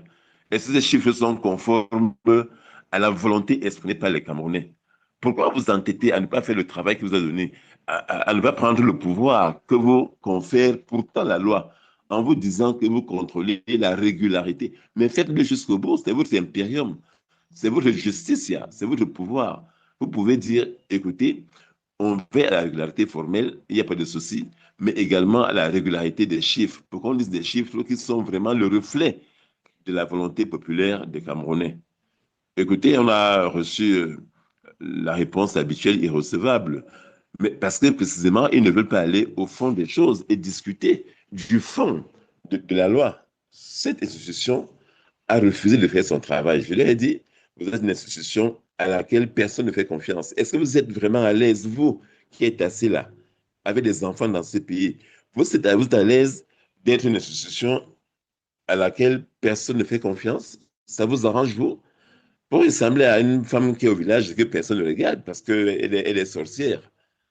Et ça vous convient d'être vu comme ça, comme une institution qui n'apportera jamais la vérité et la lumière. Et vous direz lundi des résultats que, au fond de vous-même, en âme et conscience, vous saurez qu'ils ne sont pas les vrais résultats. En fait, je leur ai dit que dans une élection, ce qui compte, c'est la voix populaire. Ce n'est pas votre proclamation qui doit compter. Elle ne doit être la conséquence de ce qui a été dit par les Camerounais. Autrement, vous faites ce que vous voulez faire, mais il n'y aura pas de paix parce que on fait des incantations sur la paix aujourd'hui. Les gens ne seront pas en paix. Même si on tue tous les Camerounais, ils ne seront pas en paix. Ils sont mécontents parce qu'ils ont le sentiment que leur expression du suffrage est en train d'être volée et contournée. Je vous assure, c'était une très belle audience et on a pu le dire en face, dans les yeux. C'était une audience, il y avait un seul dossier et nous avons dit à ces personnes que même pour l'histoire, qu'est-ce que l'histoire retiendra de vous, de vos noms? Vous direz quoi? Parce que tout ne s'arrête pas aujourd'hui. Bien au contraire, notre pays continuera à vivre et M. Biya ne sera pas là, fatalement. Mais vous, vous serez regardé comment? Quelle est la place que l'histoire de ce pays vous réserve? C'était une interpellation très forte que je leur faisais hier. Et j'explique tout ça pour vous dire pourquoi j'ai pris sur moi, avec mon confrère, de faire une procédure que je savais perdue d'avance. Mais il me semble que le moment où il faut pas que ces gens-là aient l'impression que personne leur a parlé, au moins hier, je voyais l'expression de leur visage, je voyais beaucoup étaient vraiment gênés parce qu'on avait posé là une vraie question. On leur a dit, appelez une audience, d'arrêter les résultats. On peut reporter la proclamation dans 5 jours. Ce n'est pas interdit. Puisque le PV, par exemple, de la commission de Yaoundé est arrivé à la commission nationale avec un jour de retard. On a pris ça en compte. Donc, on ne peut pas se limiter à la date du 27 pour dire absolument on doit proclamer. Il faut veiller à ce que ce soit régulier, même s'il faut retarder de quelques jours cette proclamation. Voilà, je voulais le dire à tout le monde et que vous sachiez qu'il y a des gens qui se sont battus jusqu'au bout du bout. C'est ce que j'ai dit hier d'ailleurs à M. Mienzo, qui est le directeur général du Palais des Congrès, qui était là, que nous jouons le tie-break. C'était le tie-break parce que mercredi, il pensait que tout était fini, c'est la dernière audience. Non, je lui ai dit, c'est déjà une victoire pour nous-mêmes que ce conseil ait tenu l'audience de vendredi à 15 heures. Il n'était pas content de le faire parce qu'il pensait que tout est fini. Et voilà, on était au tie-break, on s'est battu jusqu'au bout du bout pour le faire entendre raison. Et pour que lundi matin, quand ils liront cette décision-là, que nos paroles restent dans leur tête. J'espère qu'ils ont encore cette conscience que ces paroles fortes qu'on a prononcées hier, qu'ils les aient encore en mémoire et qu'ils comprennent qu'ils iront une décision qui est absolument contraire à la volonté populaire. Voilà l'idée qu'on avait avec ce procès d'hier. Et je pense que les Camerounais comprendront que de toute façon, ces gens auront violé leur volonté, pas par ignorance, pas par ignorance. C'était pour nous de leur dire, ne rendez pas une décision en disant que, messieurs les Camerounais, mesdames les Camerounaises, nous n'avons que eu le PV de la Commission nationale et nous le lisons. Rien ne vous oblige à lire ce PV, rien ne vous oblige à le lire tel quel, rien, sans avoir vérifié, puisqu'il y a des contestations que vous entendez vous-même. Quand on est un juge et qu'il y a des suspicions, le juge s'arrête pour regarder ce qui se passe, même dans les audiences ordinaires. On appelle des témoins, on vérifie, on recoupe, on fait des expertises si c'est nécessaire pour s'assurer que la décision qui va être rendue par le juge est conforme à la vérité. Et je lui ai dit, vous ne faites pas ça. Vous vous contentez des PV de l'ECAM qui, dit-on, font foi et qui sont pourtant trafiqués, ça vous le savez. Et vous nous dites après que vous devez proclamer des résultats. Mais quels résultats vous proclamez? C'était là, mes chers amis, l'objet de notre audience hier. Et elle était très courue, il y avait plein de gens. Et je pense que les Camerounais ont compris ce que nous voulions dire. Je m'arrête là pour l'instant. S'il y a d'autres questions, vous me les posez pour que je termine, parce que je sais qu'il y a beaucoup de monde qui attend de prendre la parole. Yeah, Eric, I will let you have the first go at this. Yeah, please. Eric, go ahead.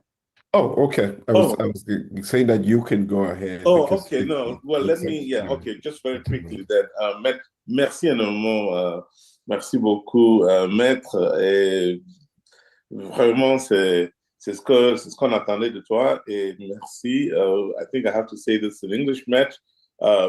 Just talked Yes, about. you can go in English. Yes, Maître just talked about his, what they did yesterday in front of the Constitutional Court. As I've told you, Maître Simh is one of the activist lawyers that we count upon, we count on to help us figure things out in that, messy legal environment that Cameroon can be sometimes.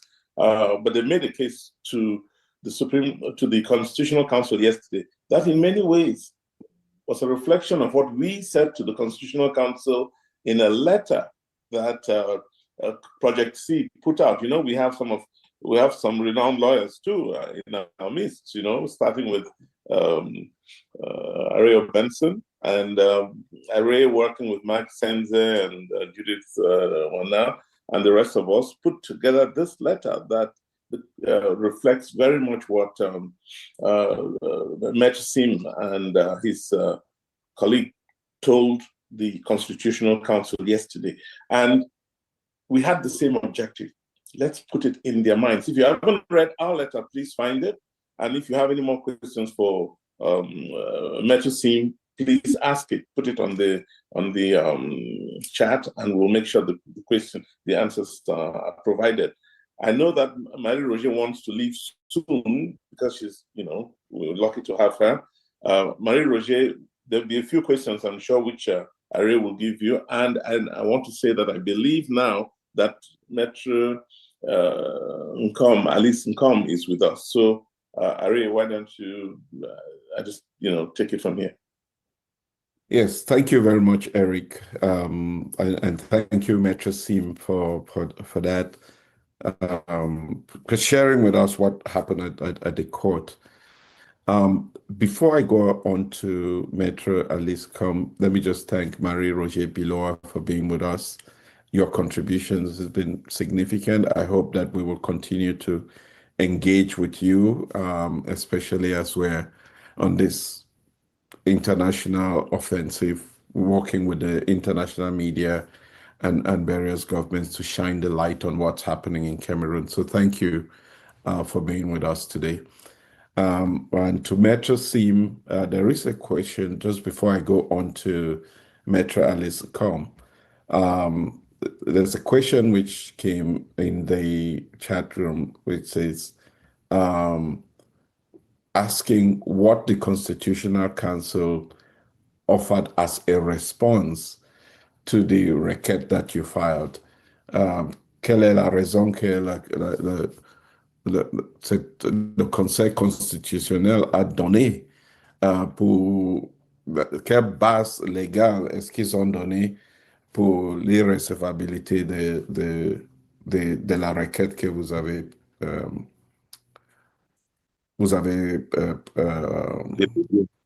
déposée. D'accord. Non, avant de répondre, je souhaiterais dire mon grand respect à Madame Marie-Roger Biloa. Je l'ai vue à la télévision avec Alain Foucault dans la nuit. J'ai regardé toute l'émission. Je lui dois beaucoup de respect. Nous tous, on lui doit beaucoup de respect. Nous sommes dans un pays où aujourd'hui, on ne reconnaît plus les icônes. En tout cas, les icônes sont ceux qui pillent l'État et qui roulent le carrosse avec l'argent du contribuable camerounais. Mais honnêtement, j'ai été très heureux de revoir Madame Biloa hier, toujours aussi fringante, malgré les années qui sont passées, toujours aussi pertinente, aussi percutante. Je voulais lui dire qu'il y a des personnes comme nous qui l'admirons depuis très longtemps. Et merci à elle. Et dire à mon excellente maman, Maître Alice Nkom, qui va intervenir, que je l'aime beaucoup. Et j'avoue que j'aimerais avoir son énergie quand j'aurai son âge. Je me demande comment elle fait. Elle m'a demandé un jour, nous étions en Allemagne, elle et moi à Munich. Elle me demandait, mon fils, comment tu fais pour être toujours debout?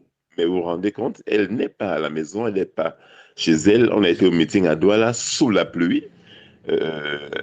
Meeting de Chiroma, il y a 3 semaines, elle était là, elle était debout, elle dansait. J'avoue que je suis impressionné par ma mère et j'espère avoir la même énergie qu'elle a aujourd'hui quand j'aurai son âge. Vraiment, je l'aime beaucoup et elle doit le savoir. Maintenant, pour revenir à la raison que le Conseil constitutionnel donne, c'est laquelle?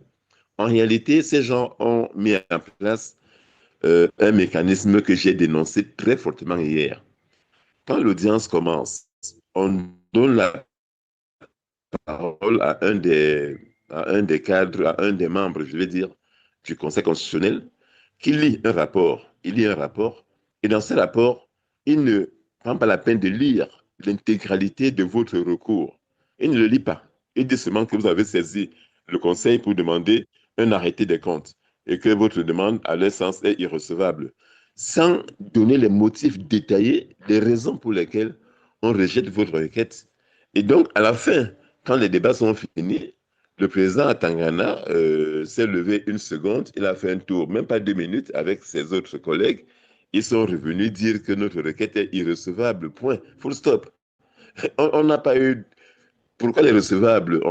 On ne vous dit pas. Est-ce pour défaut de qualité? Est-ce pour conclusion? Est-ce pour ci ou ça? Il vient vous dire requête irrecevable. Donc, ce n'est qu'après, peut-être quand on aura la décision sous la main écrite, qu'on pourra savoir au nom de quoi notre requête a été rejetée. Voilà, donc c'est un peu des méthodes même critiquables. Je leur ai dit que vous qui êtes juge, pour certains d'entre vous, magistrats, vous savez très bien que une décision doit être motivée en fait et en droit. Il faut qu'on vous dise des motifs pour lesquels on vous donne raison ou les motifs pour lesquels, dans ce cas-là, on vous donne tort.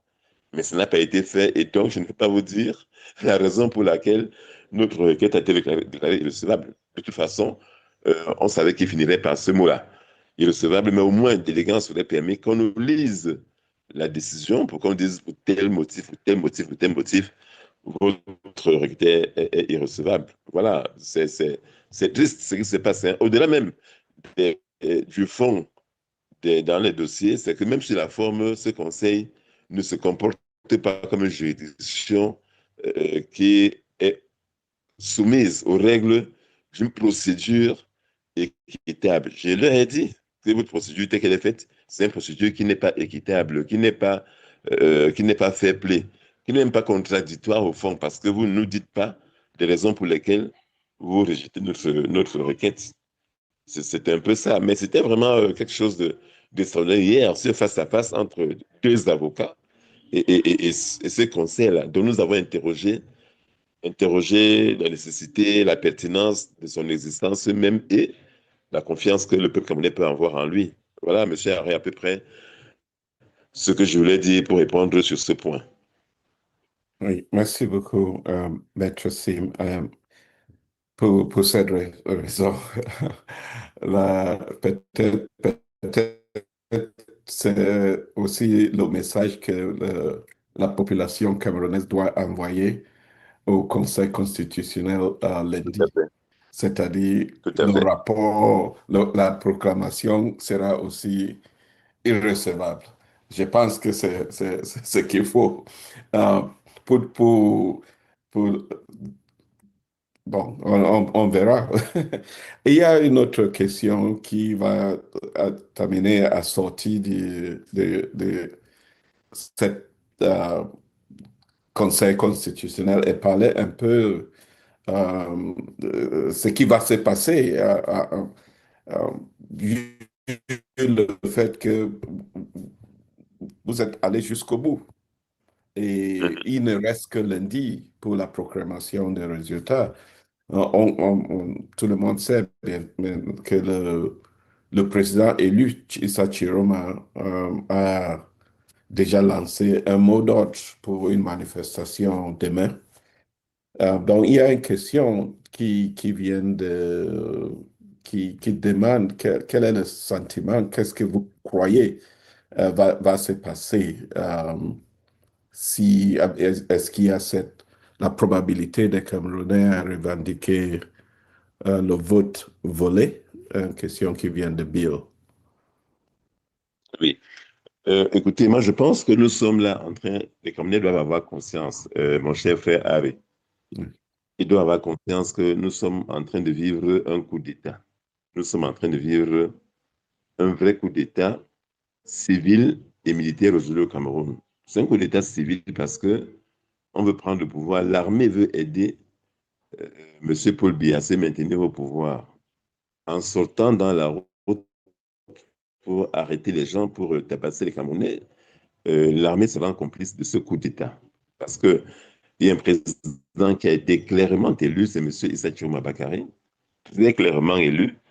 J'ai été en campagne avec M. Chiroma. Je vous assure, partout où nous sommes passés, partout où nous sommes allés, il y avait des foules extraordinaires. Et ce n'est pas, on me dit que les foules ne votent pas. C'est vrai. Mais c'est ces foules-là qui donnent la température du peuple camerounais à un moment donné.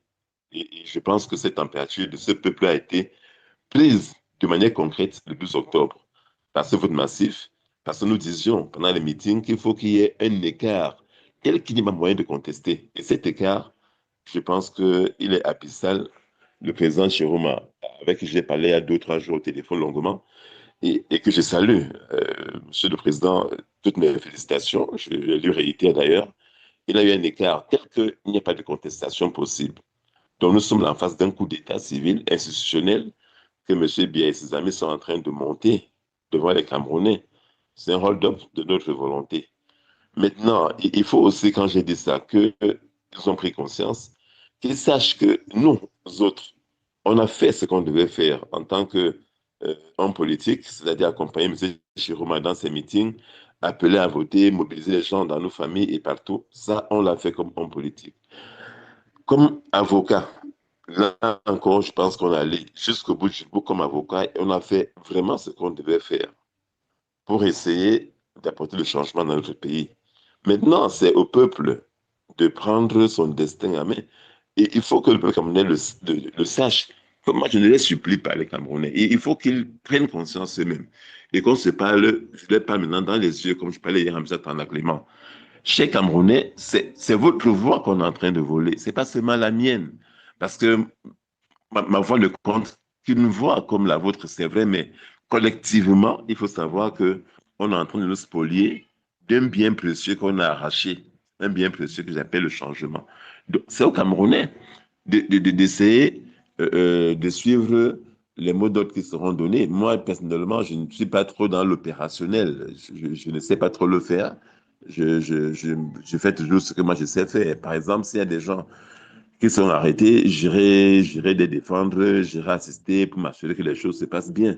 Donc, moi, je ne suis pas très opérationnel, je dois l'avouer, mais je dis aux Camerounais, c'est maintenant, c'est à vous de jouer. It's time to you to play. I've done my best. C'est votre moment maintenant. On ne peut pas être en train de se battre. Chacun doit jouer sa partition. Vous avez été voté pour M. Chiroma. Alors, défendez son vote. Défendez son vote, ça dépendra de vous. Je ne pense pas que l'armée ait les moyens d'attaquer les Camerounais partout où ils sont. Tout à l'heure, j'ai suivi avec grand intérêt Mme Ondoa qui donnait des idées parce qu'ils ne sont pas assez nombreux pour nous réprimer partout où nous serons. Si chacun dans son quartier manifeste qu'il n'est pas content, je vois mal comment l'armée pourra arrêter tous les Camerounais et les mettre en prison. Donc, c'est aux Camerounais de jouer, de dire qu'ils ne sont pas contents pacifiquement. Et je rappelle toujours à nos gens qui nous gouvernent et qui aiment la violence que lorsque M. Fayoulou avait été élu au Congo il y a quelques années et que la victoire lui a été arrachée de manière comme Biya fait aujourd'hui, la différence, c'est qu'au Zaïre, on a laissé faire les manifestations. Elles étaient autorisées, elles étaient pacifiques. On n'avait arrêté personne pendant les contestations élevées par M. Fayoulou. Les gens à Kinshasa étaient dans la rue, ont protesté. Bon, finalement, il n'a pas eu gain de cause, mais au moins, l'armée et la police n'avaient ni blessé ni arrêté aucun Congolais parce qu'ils manifestaient pacifiquement. Et il faut peut-être aussi interpeller les forces de l'ordre. Et ces gens-là qui menacent de tuer les Camerounais, qu'ils auront une responsabilité pénale. Ils l'auront, peut-être pas au Cameroun, mais il y a des institutions aujourd'hui dans le monde qui permettent de poursuivre les personnes qui se sont rendues auteurs de ce genre d'exactions sur les citoyens, alors que ceux-ci manifestaient pacifiquement. Il ne faut pas qu'ils pensent qu'ils ne risquent rien. Non, ils risquent gros. Ceux qui vont prendre des armes et les mettre contre les citoyens, des armes qui sont plutôt appelées à les protéger, parce qu'il faut savoir que c'est nos armes, c'est nous qui achetons nos armes pour notre pays, avec nos impôts, pour que ces armes nous protègent. Ce n'est pas le contraire.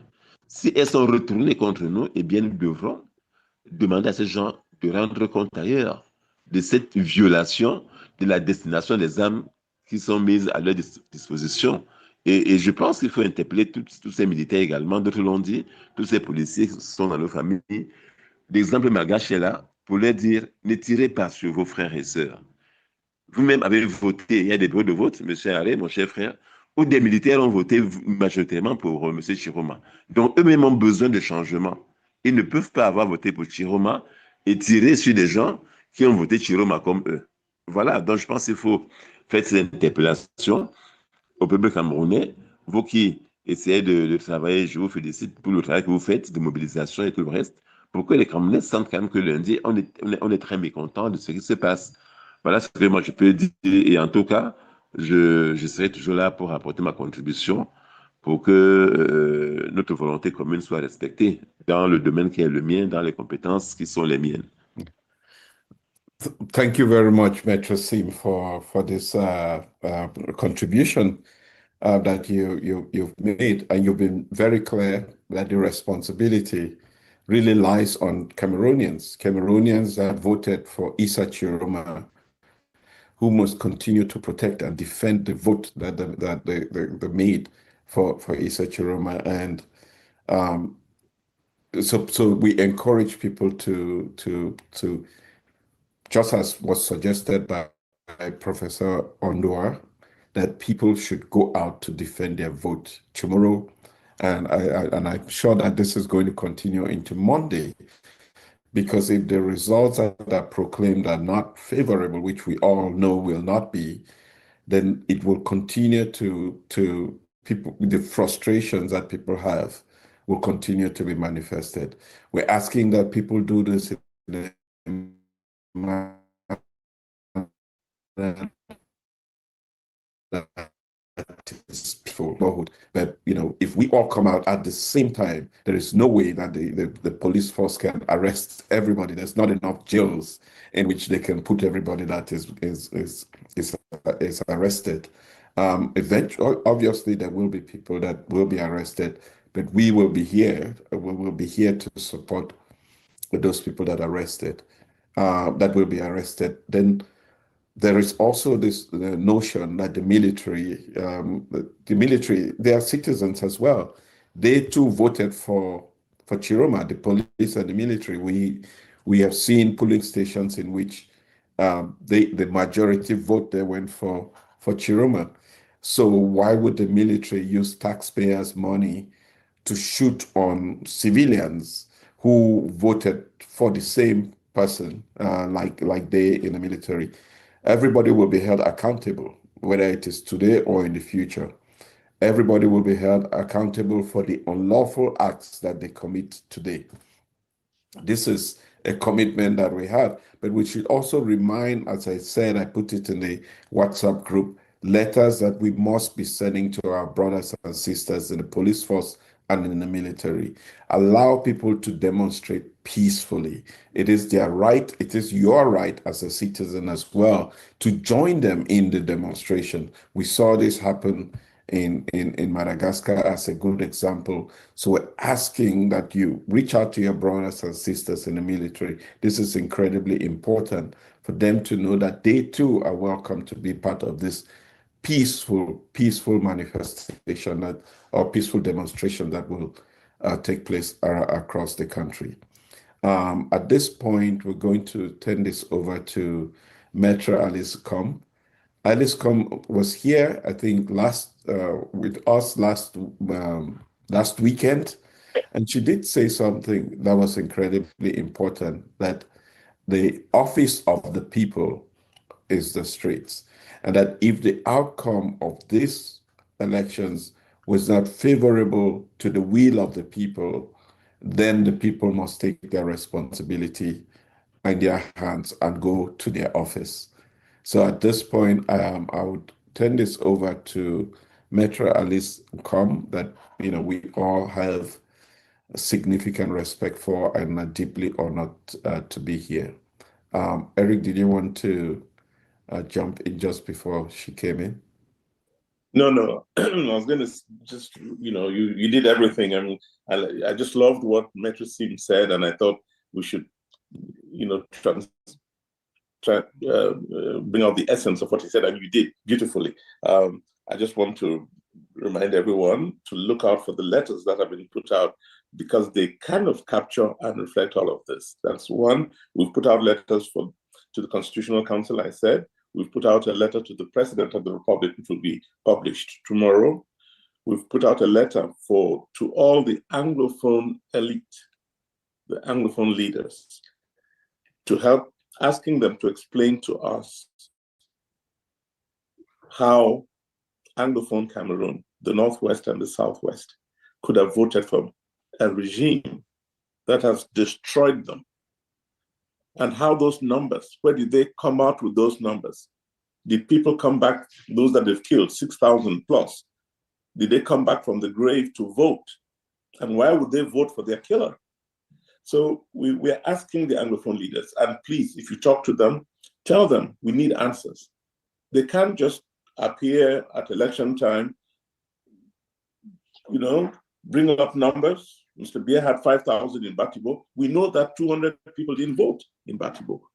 So somebody needs to explain all of this to us. So that letter will be out on Monday, and our letter to the armed forces, that too has been put out. If you see it, take it, show it to your people, make sure that the message gets across. These are all the things Maître Simh said in his intervention. I just want to end up by saying on Sunday, tomorrow, 3 p.m.,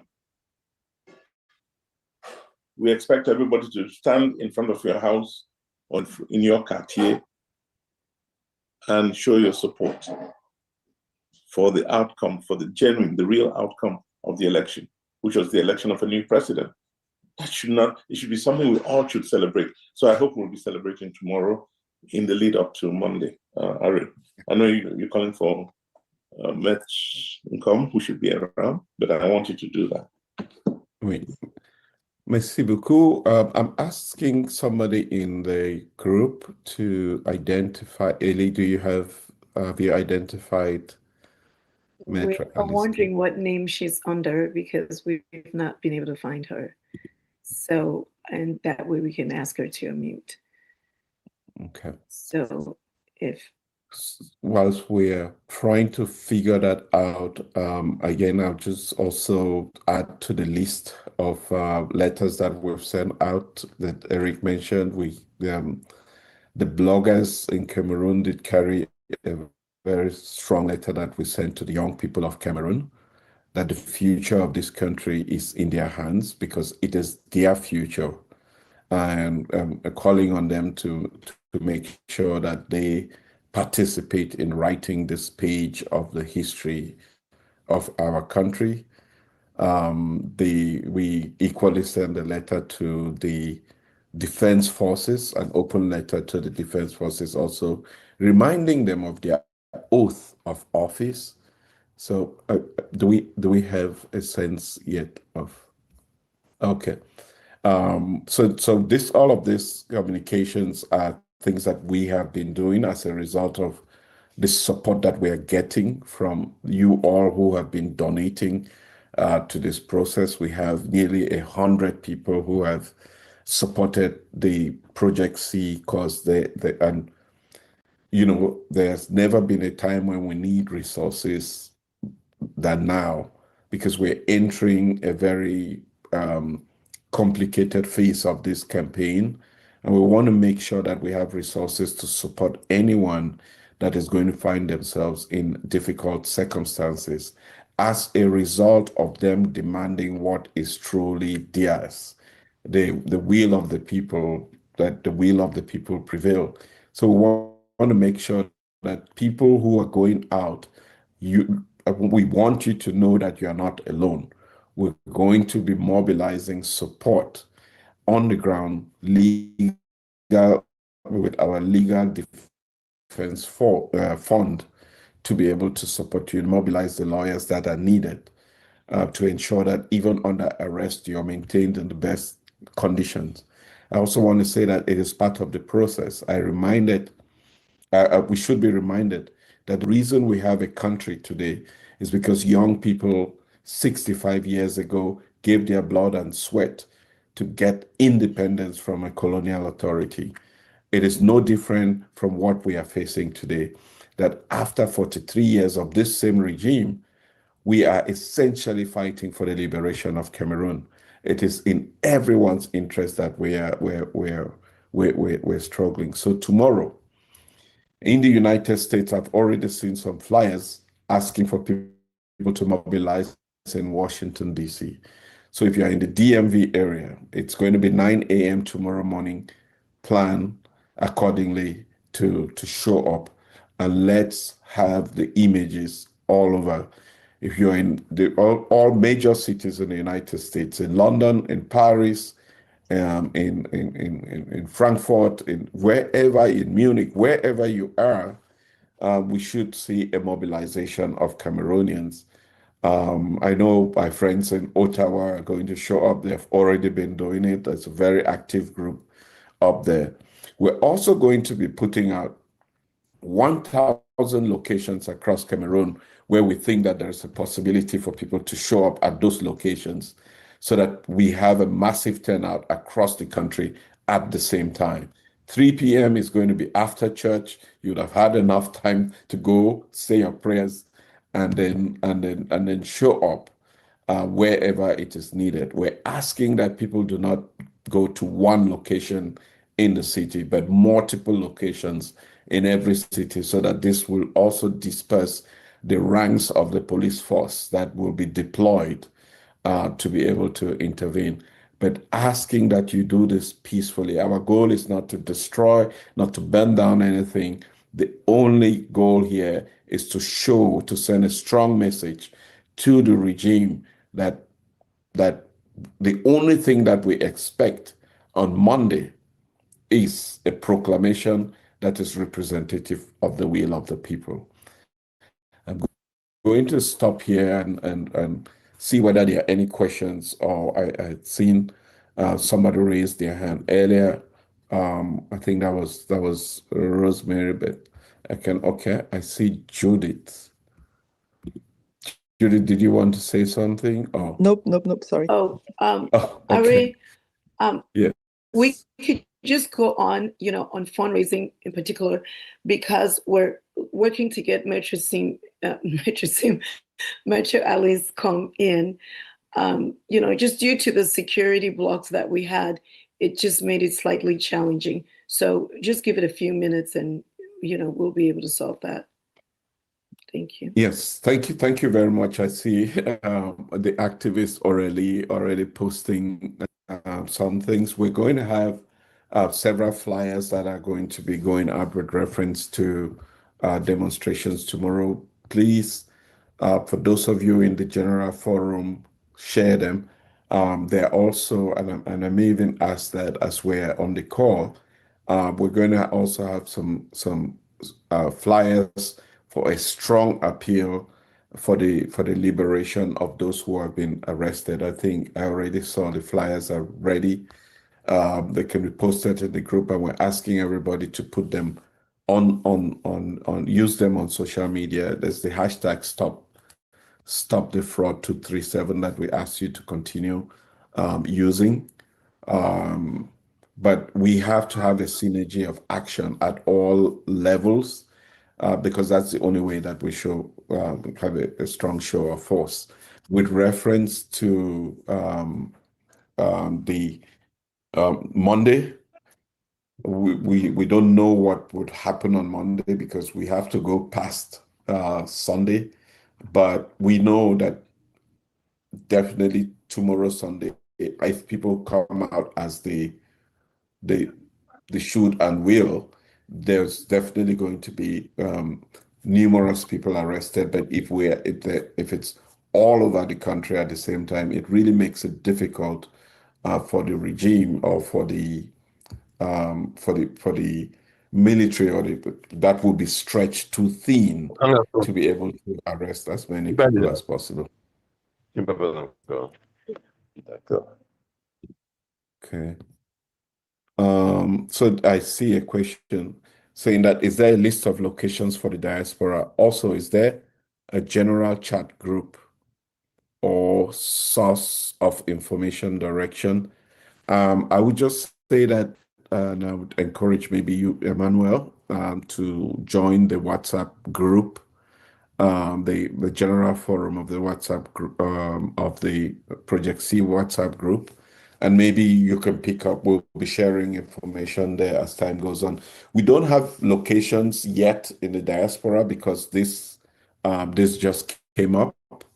But we're asking people to organize themselves in various cities across the diaspora to be, like I mentioned, we already have coordination that is taking place in the DMV area, in the Washington area. So obviously that's one place to go. But other locations will be shared in the group as time goes on. Oh, in front of the Cameroonian embassy, Aurelie just reminded me, I think that's where the demonstrations are going to take place in Washington, D.C. We have a huge Cameroonian community there, so we're pleased. Let's have a strong show of force tomorrow in that area. Kevin, to your question, what happens tomorrow if people do not show up? Will it backfire on the results announced on Monday? This is totally up to the people of Cameroon. It is up to them to decide to defend their vote. We are only here to encourage them and support them because they voted, because they believed in something, and they have to stand up for that belief. I have faith. I have faith in the Cameroonian people, based on what I saw on October 12th, based on what I've seen happening in Mora, in Marwa, in Gaoundéré, in Garoua, that the people of Cameroon are no longer the same people that we saw in 2018, that that the composition of our country has changed, and that we're going to see people come out in ways that we cannot imagine all over the country tomorrow. Remember, nobody thought that people would stay at polling stations to count the vote. They did. We have to trust in the Cameroonian people. I have no doubt that what we will experience tomorrow is what our country has never seen before. So let's wait and see. Yes, if it's and obviously the government will do what the government has to do. People must realize that this is nothing wrong. Coming out to do this is not wrong. It is a right. It is even a responsibility that you have. So do not be intimidated by all these government talking points about insurrection, about that's a figment of their own imagination. By stepping out, you are defending what is legally and rightfully yours. If you do it alone, it may be challenging, but if you do it with friends and neighbors, if you are in large numbers, it makes it meaningful and even more difficult. Bear in mind, yesterday there was a CPDM march in Douala. There was a CPDM march in Douala.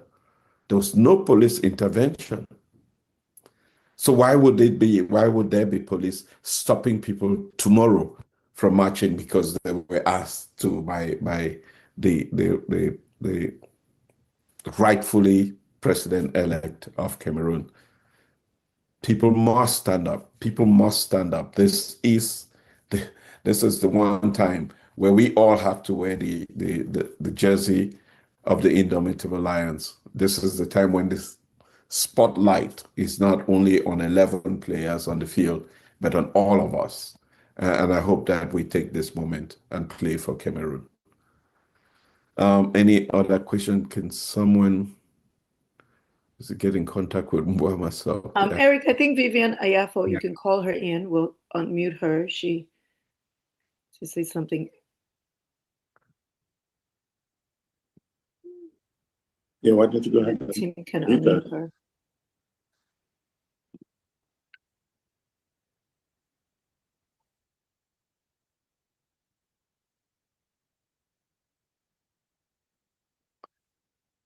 In the meantime, I want to thank those who have donated to the movement. I think we just saw some donations come in. I'm going to ask for everyone who has not contributed or who has contributed that we need your support now more than ever.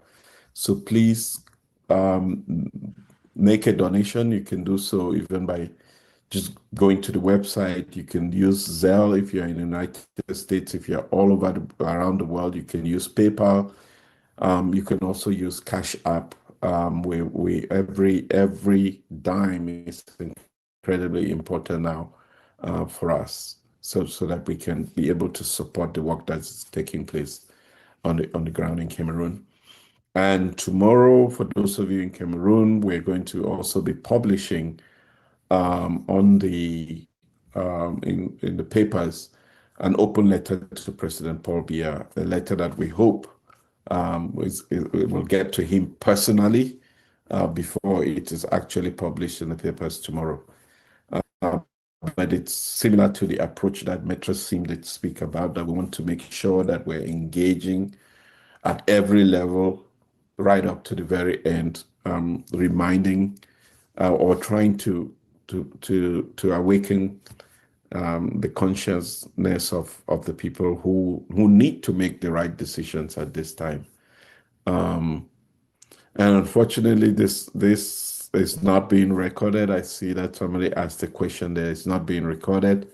I also see Emmanuel had asked for the link to join the WhatsApp group. Terence, thank you for putting the link in.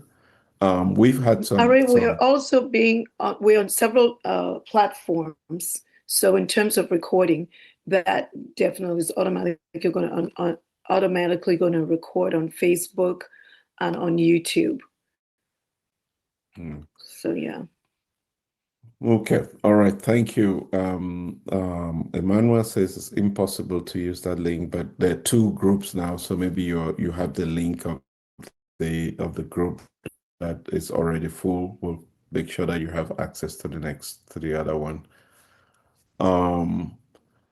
At this, have we had access yet to? Yes, I just spoke with her, and I think this is her now. Let's see. Oh, the one that says Marcel.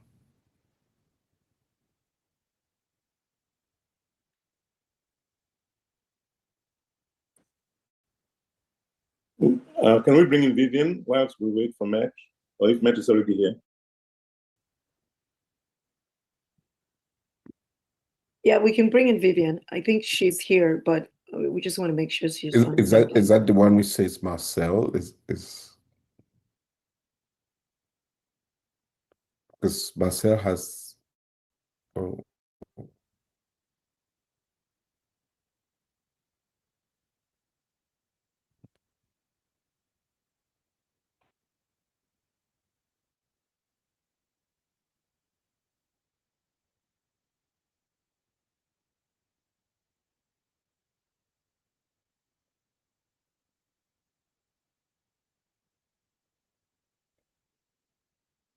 Okay, we are having some challenges. I can also find Can you hear me?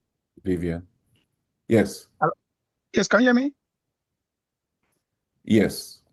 Oh yeah. I just get the meeting very late. I don't know, but I mean I'm still at work. By the way, I hear that we have some some rally tomorrow. Who is speaking, please? Marcel. Okay. Marcel Kamka. Yeah, we have some rally tomorrow. I want to add something on it. I don't know if we talk about it. Je voulais dire ceci, n'est-ce pas? Après la proclamation des résultats qui ont lieu peut-être au Conseil, lundi, bon, la marche du dimanche, est-ce que ça pourra impacter uniquement ce jour? Parce que je souhaiterais que, je ne sais pas si nous avons parlé de cela déjà, vous avez parlé de cela déjà, que même après les proclamations des résultats, si les résultats ne reflètent pas la volonté populaire, qu'est-ce qu'il y a lieu de faire? Parce que si on prend l'exemple comme à Madagascar, au Népal, vous avez vu ce qui s'est passé. Donc, c'est-à-dire que la marche a continué jusqu'à ce que le gouvernement cède. Parce qu'une journée de marche, le dimanche, it's not enough. Vous voyez, vous me suivez un peu. Donc, il va falloir que nous passions à un second plan. Si les résultats ne nous convainquent pas lundi, qu'est-ce qu'il y a lieu de faire? Parce qu'il va falloir déjà que nous abordons déjà ce sujet, puisque nous n'allons pas attendre une semaine après pour être en réunion pour trouver des solutions. Donc, je pense que nous pouvons prendre des résolutions à ce moment. Si les résultats ne nous convainquent pas, qu'est-ce qu'il y a lieu de faire? What's the next step to take? Okay. Parce qu'il faut juste une pression sur le gouvernement-là pour qu'il cède. Et aussi, j'aimerais ajouter, si, après les résultats, c'est même partout dans le monde. C'est-à-dire que nous essayons d'impacter ça partout dans le monde, dans nos ambassades. Donc, c'est-à-dire que s'il y a les sit-ins, il doit y avoir les sit-ins dans tous nos ambassades dans le monde. Oui. Oui, après les résultats, ça va impacter déjà, ça va affaiblir même nos forces de l'ordre au Cameroun, parce qu'il y aura ça partout dans le monde. Merci beaucoup, Marcel. That's a good contribution. So Marcel is essentially saying that what happens after the proclamation of the results when it's not in favor of the will of the Cameroonian people, and it's an important aspect that we do not only think about the demonstrations that will happen only on Sunday, but also continue. If we look at the situation in Nepal and Madagascar, that it continues after a while, because that's what would put pressure on the regime for the regime to actually collapse.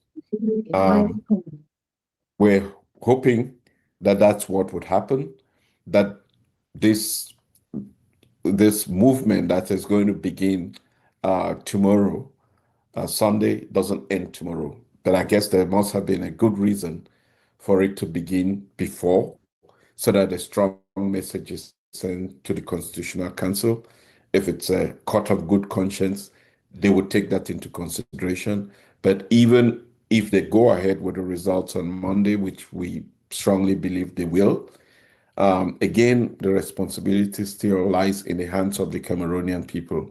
I joke with, I may say this as a joke, but it's really incredibly important for people to plan for a long resistance, meaning that if you can prepare yourself with water, with food, with energy that you need, you be prepared, because this looks like it's going to need for us to stay the course, to be united on purpose, knowing that the only purpose that we have at this moment is that the will of the people be respected. So we encourage people, and yes, Marcel, that's a good point. There will be plans to continue the mobilization of Cameroonians so that they defend and protect the vote that they cast on October 12th. Are we good now with Maître Nkom or with Vivian? Yes, Alice, she's on. Maître is on, please. Maître is on. Yeah. Which Maître Nkom? Bonsoir tout le monde.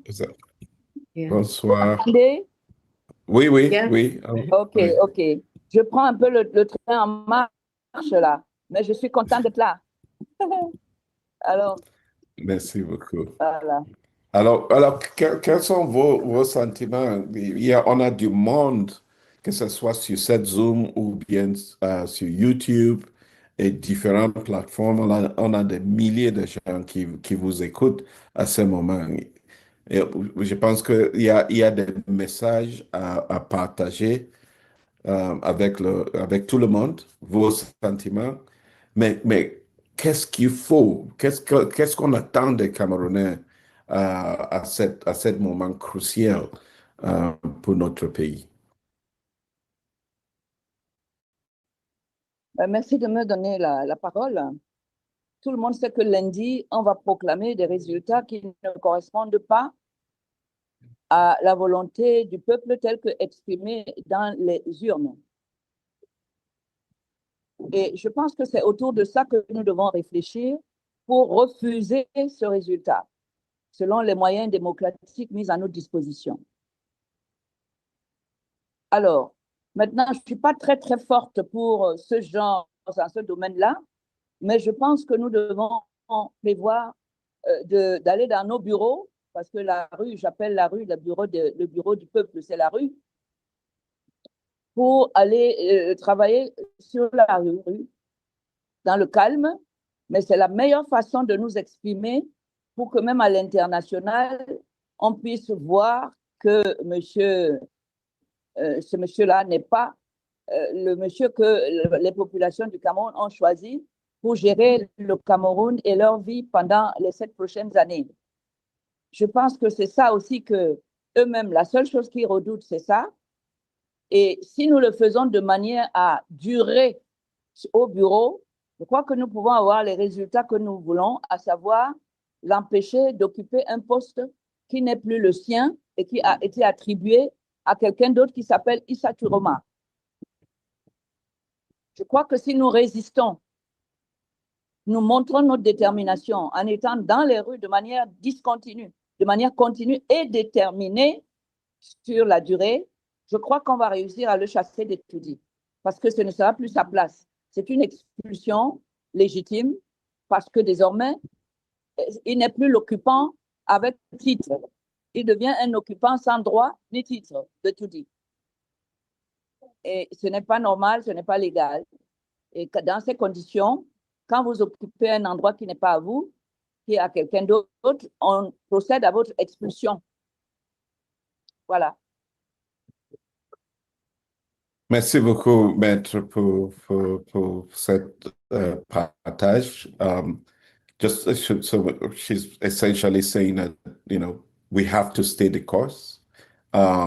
She believes that if we stay the course, if the demonstrations continue, that's the way that we're going to be able to chase this, the occupant of A2D who no longer has the right to be the occupant there. We're going to be able to chase him out if we continue with the demonstrations in Cameroon, but also in the diaspora. We really think that the diaspora has a key role to play here, because we don't know what's going to happen with internet tomorrow, so we may not be able to get images out of Cameroon, but the diaspora has a key role to play. And we have very short notice, but we have to be agile. We have to make sure that we're able to mobilize within the shortest possible time just to regroup. If people in Cameroon are going to take the risk to go out and face the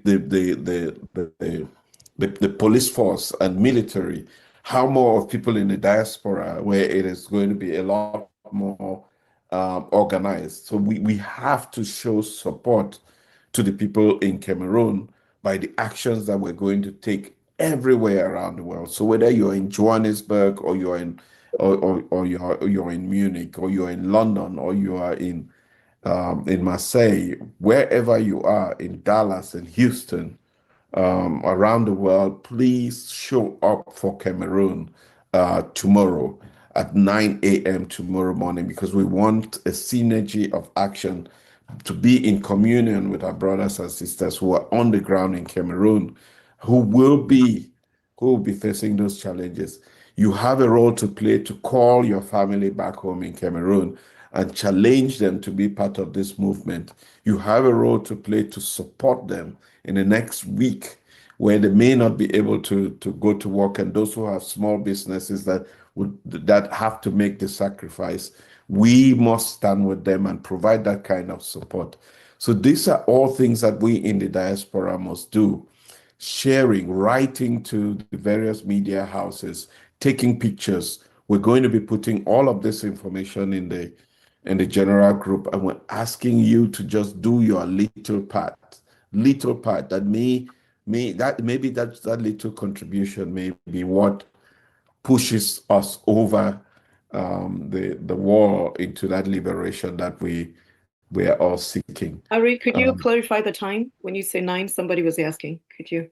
Oh, it is. So 3 p.m. Cameroon time, that would be 10 a.m. Eastern for those who are on the East Coast, and 9 a.m. Central. And for those on the West Coast, that would be 7 a.m. Just to be clear. So we have to organize. We have a few hours now to organize ourselves. So I also see that people, we will be sharing enough information again in the WhatsApp groups that I hope that you will be able to push them. So if you are in any city in the diaspora that's going to have a mobilization, or you take upon yourself to plan a mobilization tomorrow, please share it in a WhatsApp group so that it can go viral. We'll also be posting this on our Facebook page and our X pages so that people can pick up information as well. So if you want to find out more information, follow us on Project C. Tomorrow, we're also going to try to do something that hopefully it works. We will be asking you to report back on what is happening in various locations. We will be sharing a link so that we can keep track of what is happening. For those in Cameroon, if you see any arrest, if you know that there is military mobilization in any part of the country, play your part, share with us what is going to be happening, so that at the end of the day, we can keep track of how many people are arrested, how many people are injured, what are the needs that people have in various locations, so that we can mobilize resources to get there. If you need water, you need food, people arrested, they need legal support. We want to be able to capture all of that information, and we will be dispatching resources to be able to support people everywhere that we can. But the only way that we can support is if we know, if we have a report of what's happening. So those of you in the general group and in Cameroon, we're asking you to be sharing that information with us tomorrow. And we will try to be as agile as possible in providing a rapid response to wherever there is a need. We all have to play our part in this process. Right. And I think just reminding that we do have, if we can have the pictures of anyone who is arrested, if they're not known, and the names of those, because we're collecting those and we're publishing all of that out in the public with pictures, so that we all know, and nothing is done in hiding. We all know all those who are locked up and who they, what they look like, and keep tabs, so we know exactly the crimes that the regime is committing. Yeah, thanks. I just wanted to go back to Maître Nkom to talk about REDAC, which is one of the legal, which is one of the organizations that she works with to help with the legal arrangement on the ground. And one of the whatever funds we're raising will also support partially, what she's doing. So maybe Maître wants to talk about that, and then there's Vivian who wanted to say something, which we'll bring them to. Oui. Maître. Merci beaucoup, Eric, de mettre notre problème du REDAC sur la table. Effectivement, le REDAC, c'est une association panafricaine qui couvre 8 pays de l'Afrique centrale et qui se bat pour défendre les défenseurs des droits de l'homme. Eh bien, cette organisation qui a plus de 10 ans d'existence, qui marche très bien, qui est très reconnue partout, nous avons eu pas mal de décorations, de reconnaissances nationales et internationales, interafricaines, a été abusivement scellée, fermée en décembre 2024. Nous sommes arrivés un lundi matin du travail, sans aucun avertissement, sans aucune mise en demeure, ni rien du tout. Nous nous sommes retrouvés devant nos portes, fermées et scellées, et ce, par le ministre de l'administration territoriale, M. Atangandi. Jusqu'à maintenant, nous n'avons pas voulu faire des choses comme moi j'avais souhaité à l'époque. Je dis, contre une voie de fait, il faut opposer une voie de fait. Moi, j'étais pour que j'aille, j'ouvre tout, j'entre, on s'installe, et puis je vais voir comment ils vont nous sortir. puisqu'ils ils n'auront qu'à nous amener au tribunal. Malheureusement, la directrice exécutive avait exigé que nous allions au tribunal, que ce soit le tribunal qui autorise, et bon, OK. Et nous avons donc saisi le tribunal qui a constaté cette voie de fait et qui en a ordonné la main levée. Donc, nous sommes retournés au REDAC récemment pour exécuter cette décision en ouvrant de nouveau le REDAC. Le REDAC doit donc prendre son activité comme avant.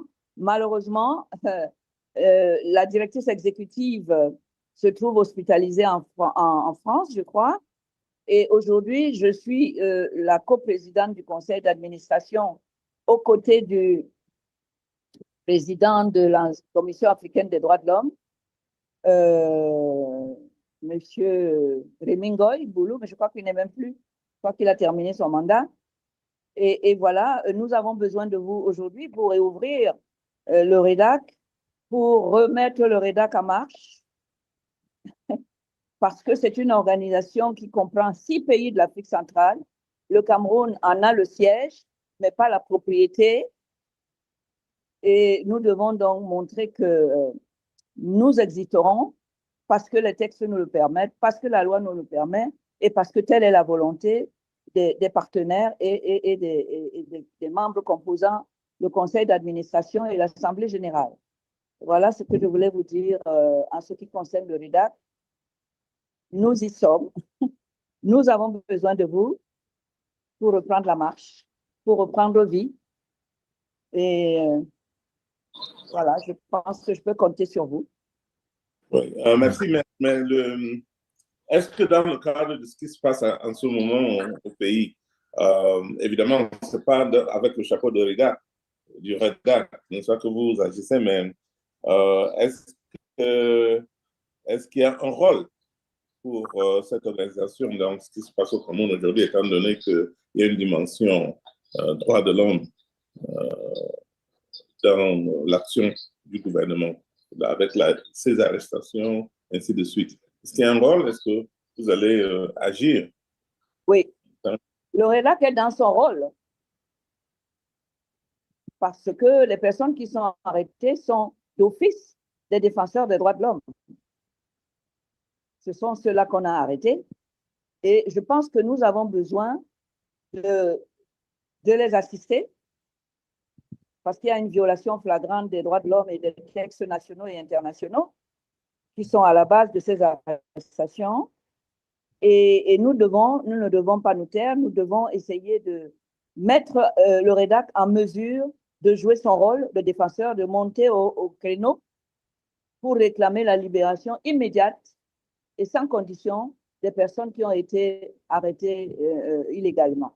Nous devons le faire parce que c'est notre rôle, le rôle de REDAC, c'est le rôle d'être la voix des sans-voix, c'est le rôle de dénoncer les violations graves des engagements internationaux que le Cameroun a pris, qui consiste ici à laisser le ministre de l'administration territoriale fermer les associations alors qu'elles existent de par la loi et de par la Constitution et de par les conventions internationales régulièrement signées et ratifiées par le Cameroun. C'est une affaire qui nous concerne tous et je crois que c'est le moment pour moi de vous demander de venir au secours du REDAC en l'absence de la directrice exécutive pour qu'on remette le REDAC dans les activités, d'essayer de voir comment on peut retrouver des fonds pour lui permettre de fonctionner et de jouer son rôle jusqu'au bout.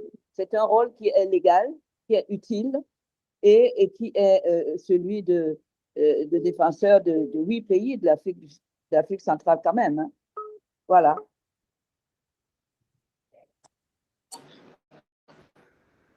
Merci beaucoup, Maître, pour cette intervention. On va travailler ensemble pour assurer que ceux qui sont arrêtés auront cette...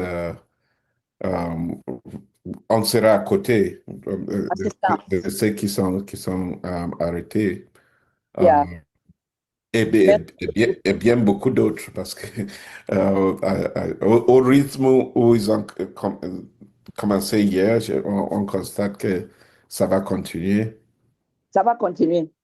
Oui. Oui. Et notamment à partir de la semaine prochaine.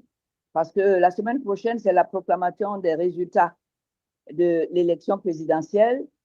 Et c'est là le nœud du problème, étant donné que le président de la République sait qu'il a perdu cette élection et qu'il veut passer en force. Je ne suis pas sûre que ça va se passer sans anicroche.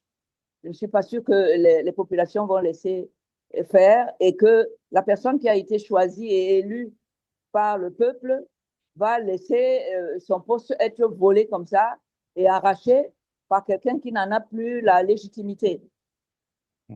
Okay. Merci beaucoup, Maître. I just let me thank. There's an anonymous donor who has said to us that they would match all donations that come in today. They would match all donations that come in today. So we're asking people to donate. Not, every little contribution will be helpful. $10, $25, $50, $100. All of this will be matched.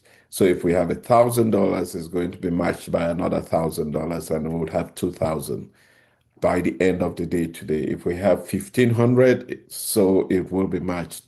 So asking you to make your donations, and I will drop in here the ways in which you can donate.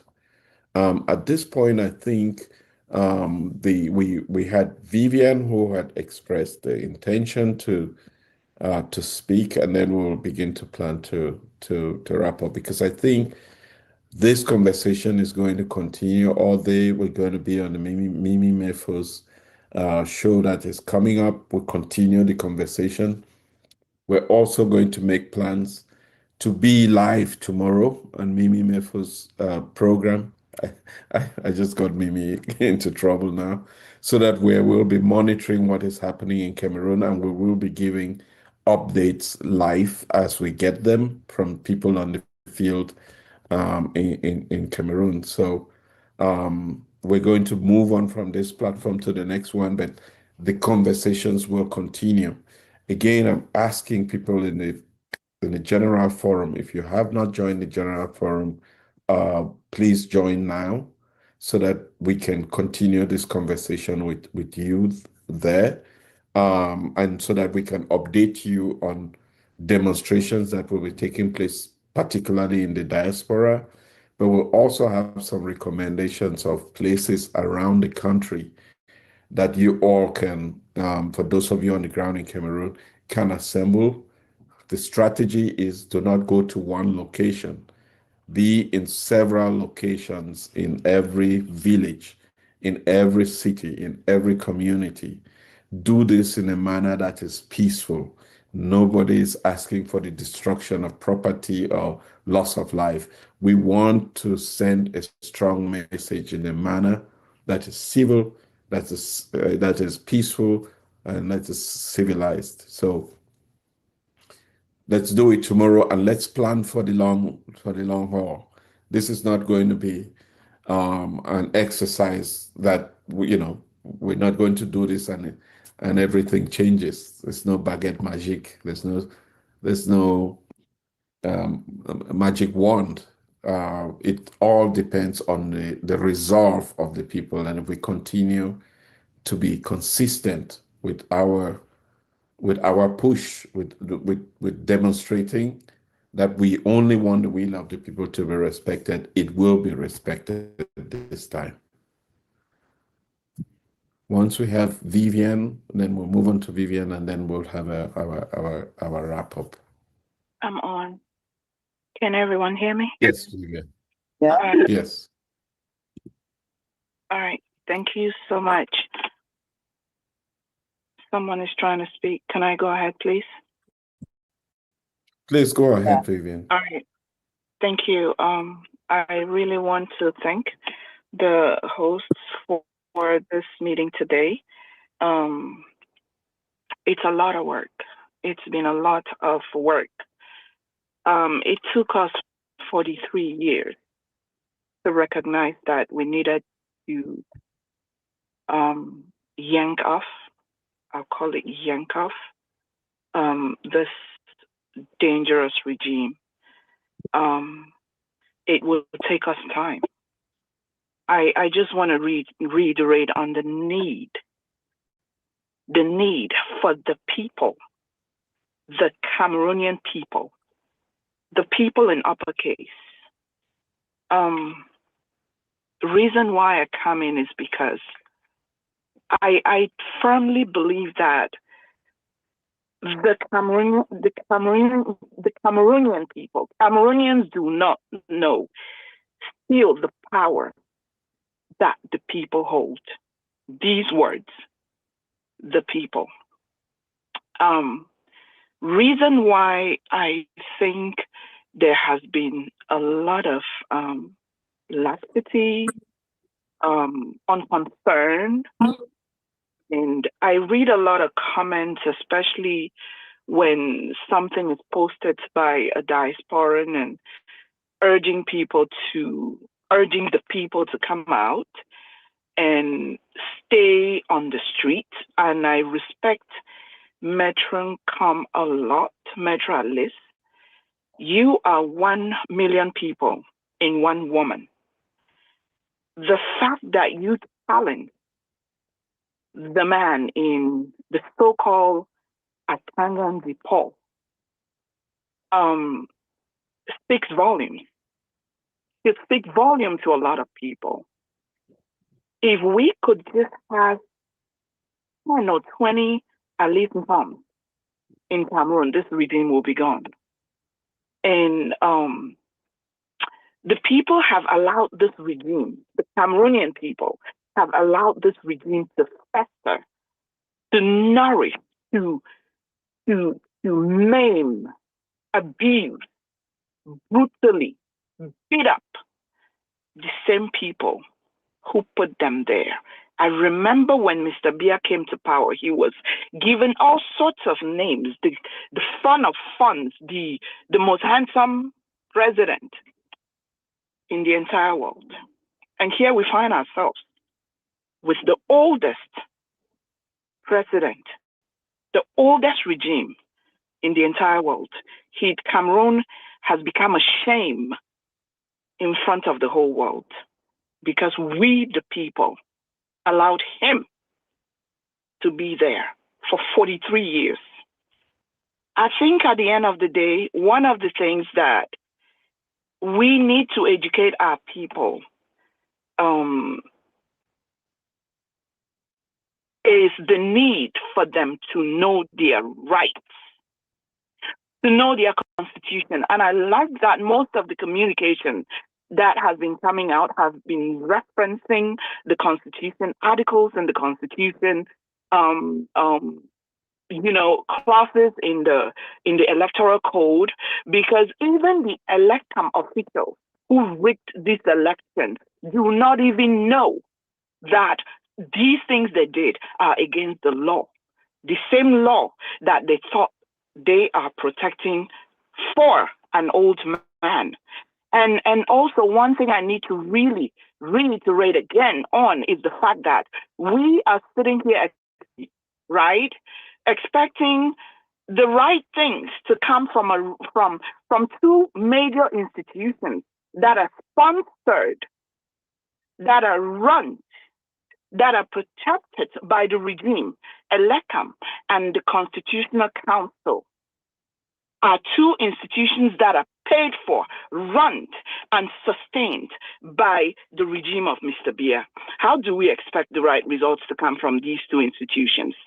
How? It is impossible. And so the first thing to do is to delegitimize these two institutions. They're not working for the people. And so the people need to make it very clear to these two institutions that if you cannot give us what we voted for, who we voted for, we the people pay your bills. It is our resources that you've been stealing and using it for the wrong reasons.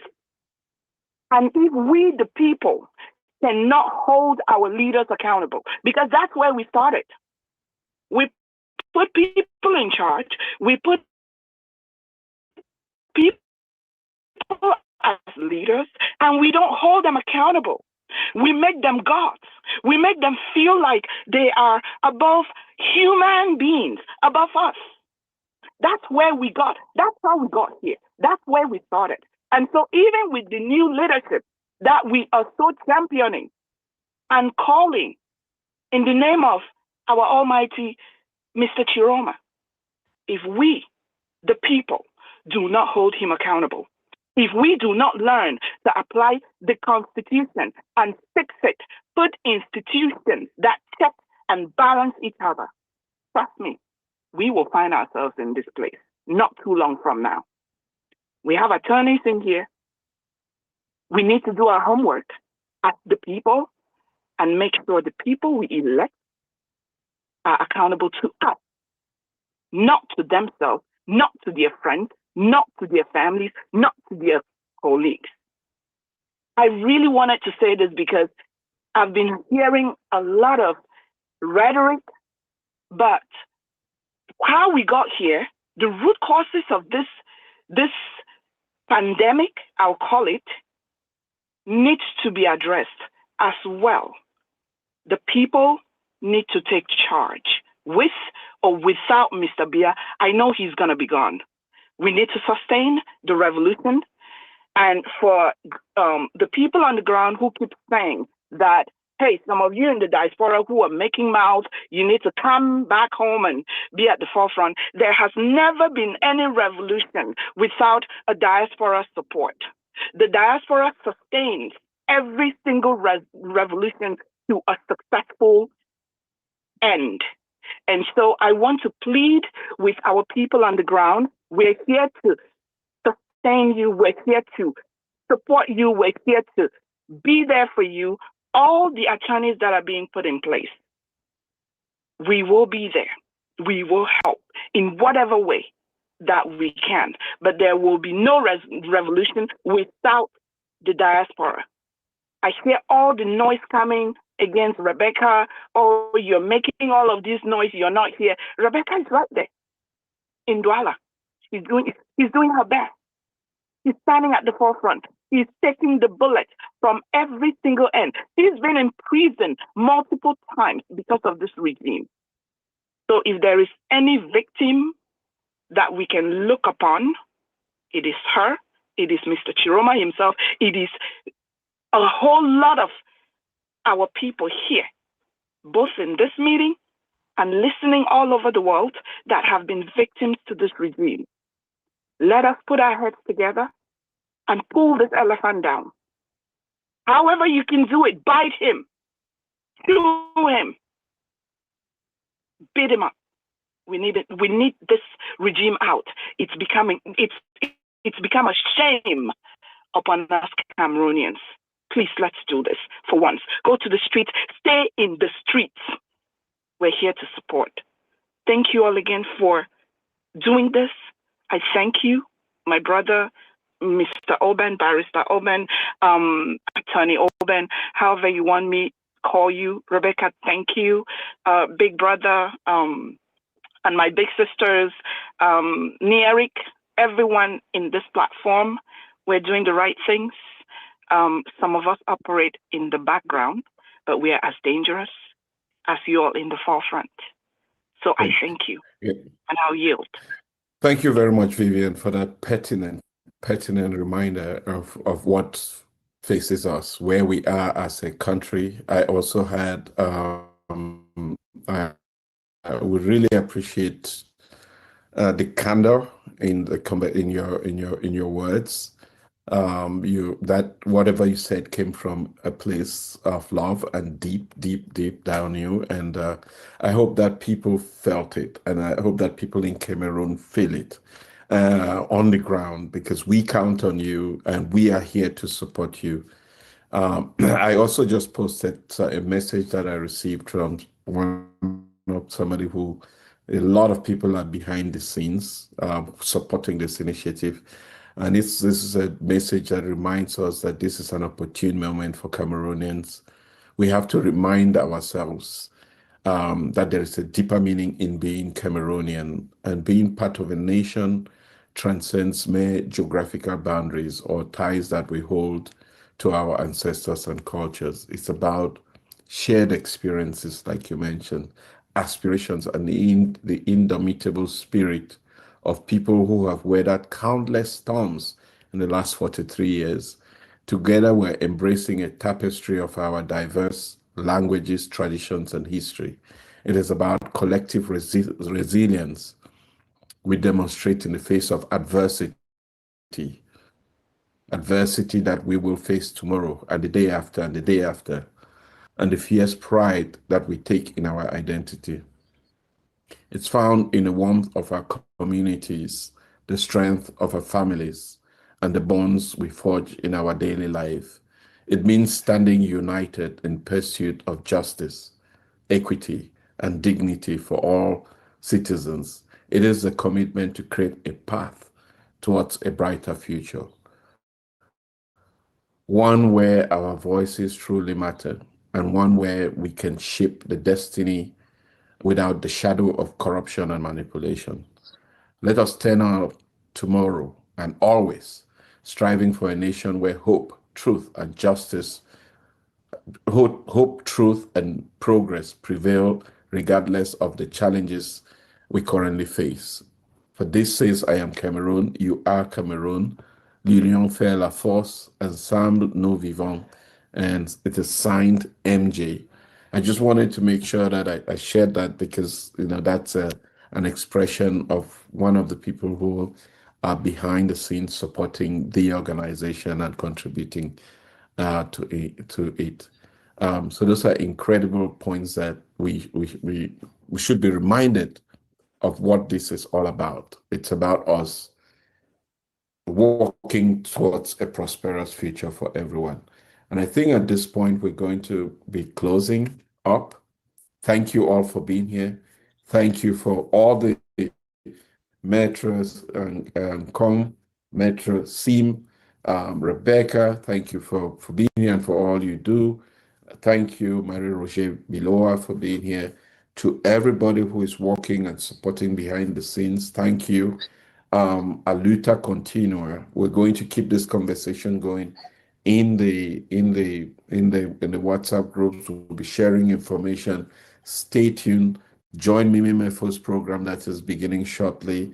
The conversation will continue. Tomorrow we'll be providing you live updates on what is happening across the country. We are at several times said crossroads. I think this one we've never been at before, and I hope that this one leads us down the path of the prosperity that we all hope for. God bless us. Eric. Yeah, well, thanks. I mean, as usual, you know, Ari always has the right words, so he sees everything, and I find myself trying to avoid repeating them. But again, thanks to everybody. I really, since, you know, a lot of us, there's a lot of work that goes into everything we do, of course, and I think it's always important to mention, to express our gratitude to a number of people. Well, I want to start with Judith. No, sorry, not Judith. Judith.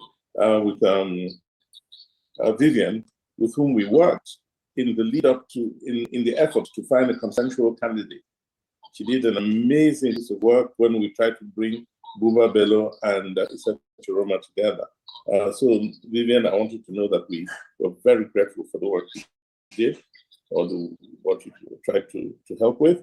And of course, you know, the members of our team that we must recognize, you know, from Judith, the incomparable Judith Mwana and Michael Senze. Then, of course, there's Dr. Alan Titan, who just amazing, and Herman and Wilson. I can't mention Wilson's full name because Wilson is our eye in the sky, sees everything that happens and knows everything that happens and keeps us informed. And then, of course, you know, there's Herman. I mentioned Herman, I think. Elizabeth, Harry, and myself, you know, part of an amazing team. And then Mundi from Nkom. For those who know him, please express our gratitude to Mundi.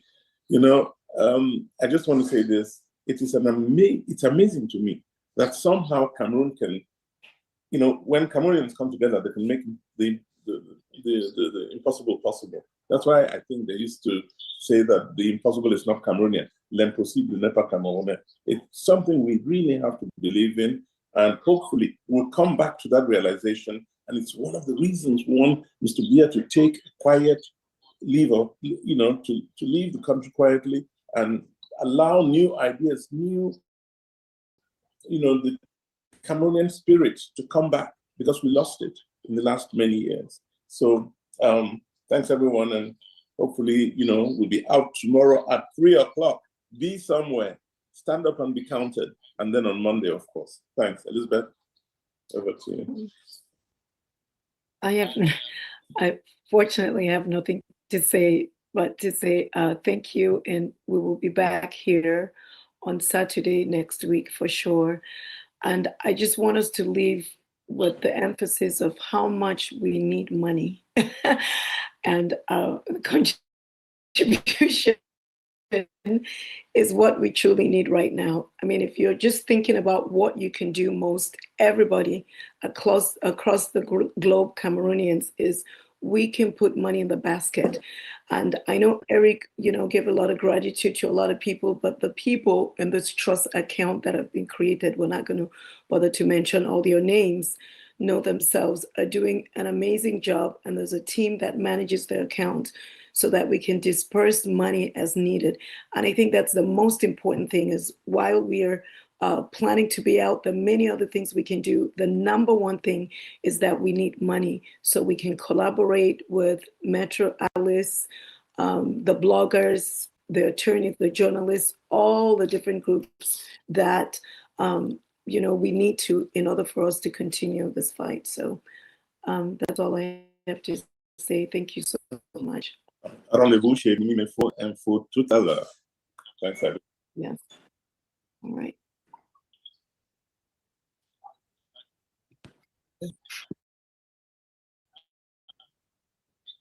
Bye, everyone.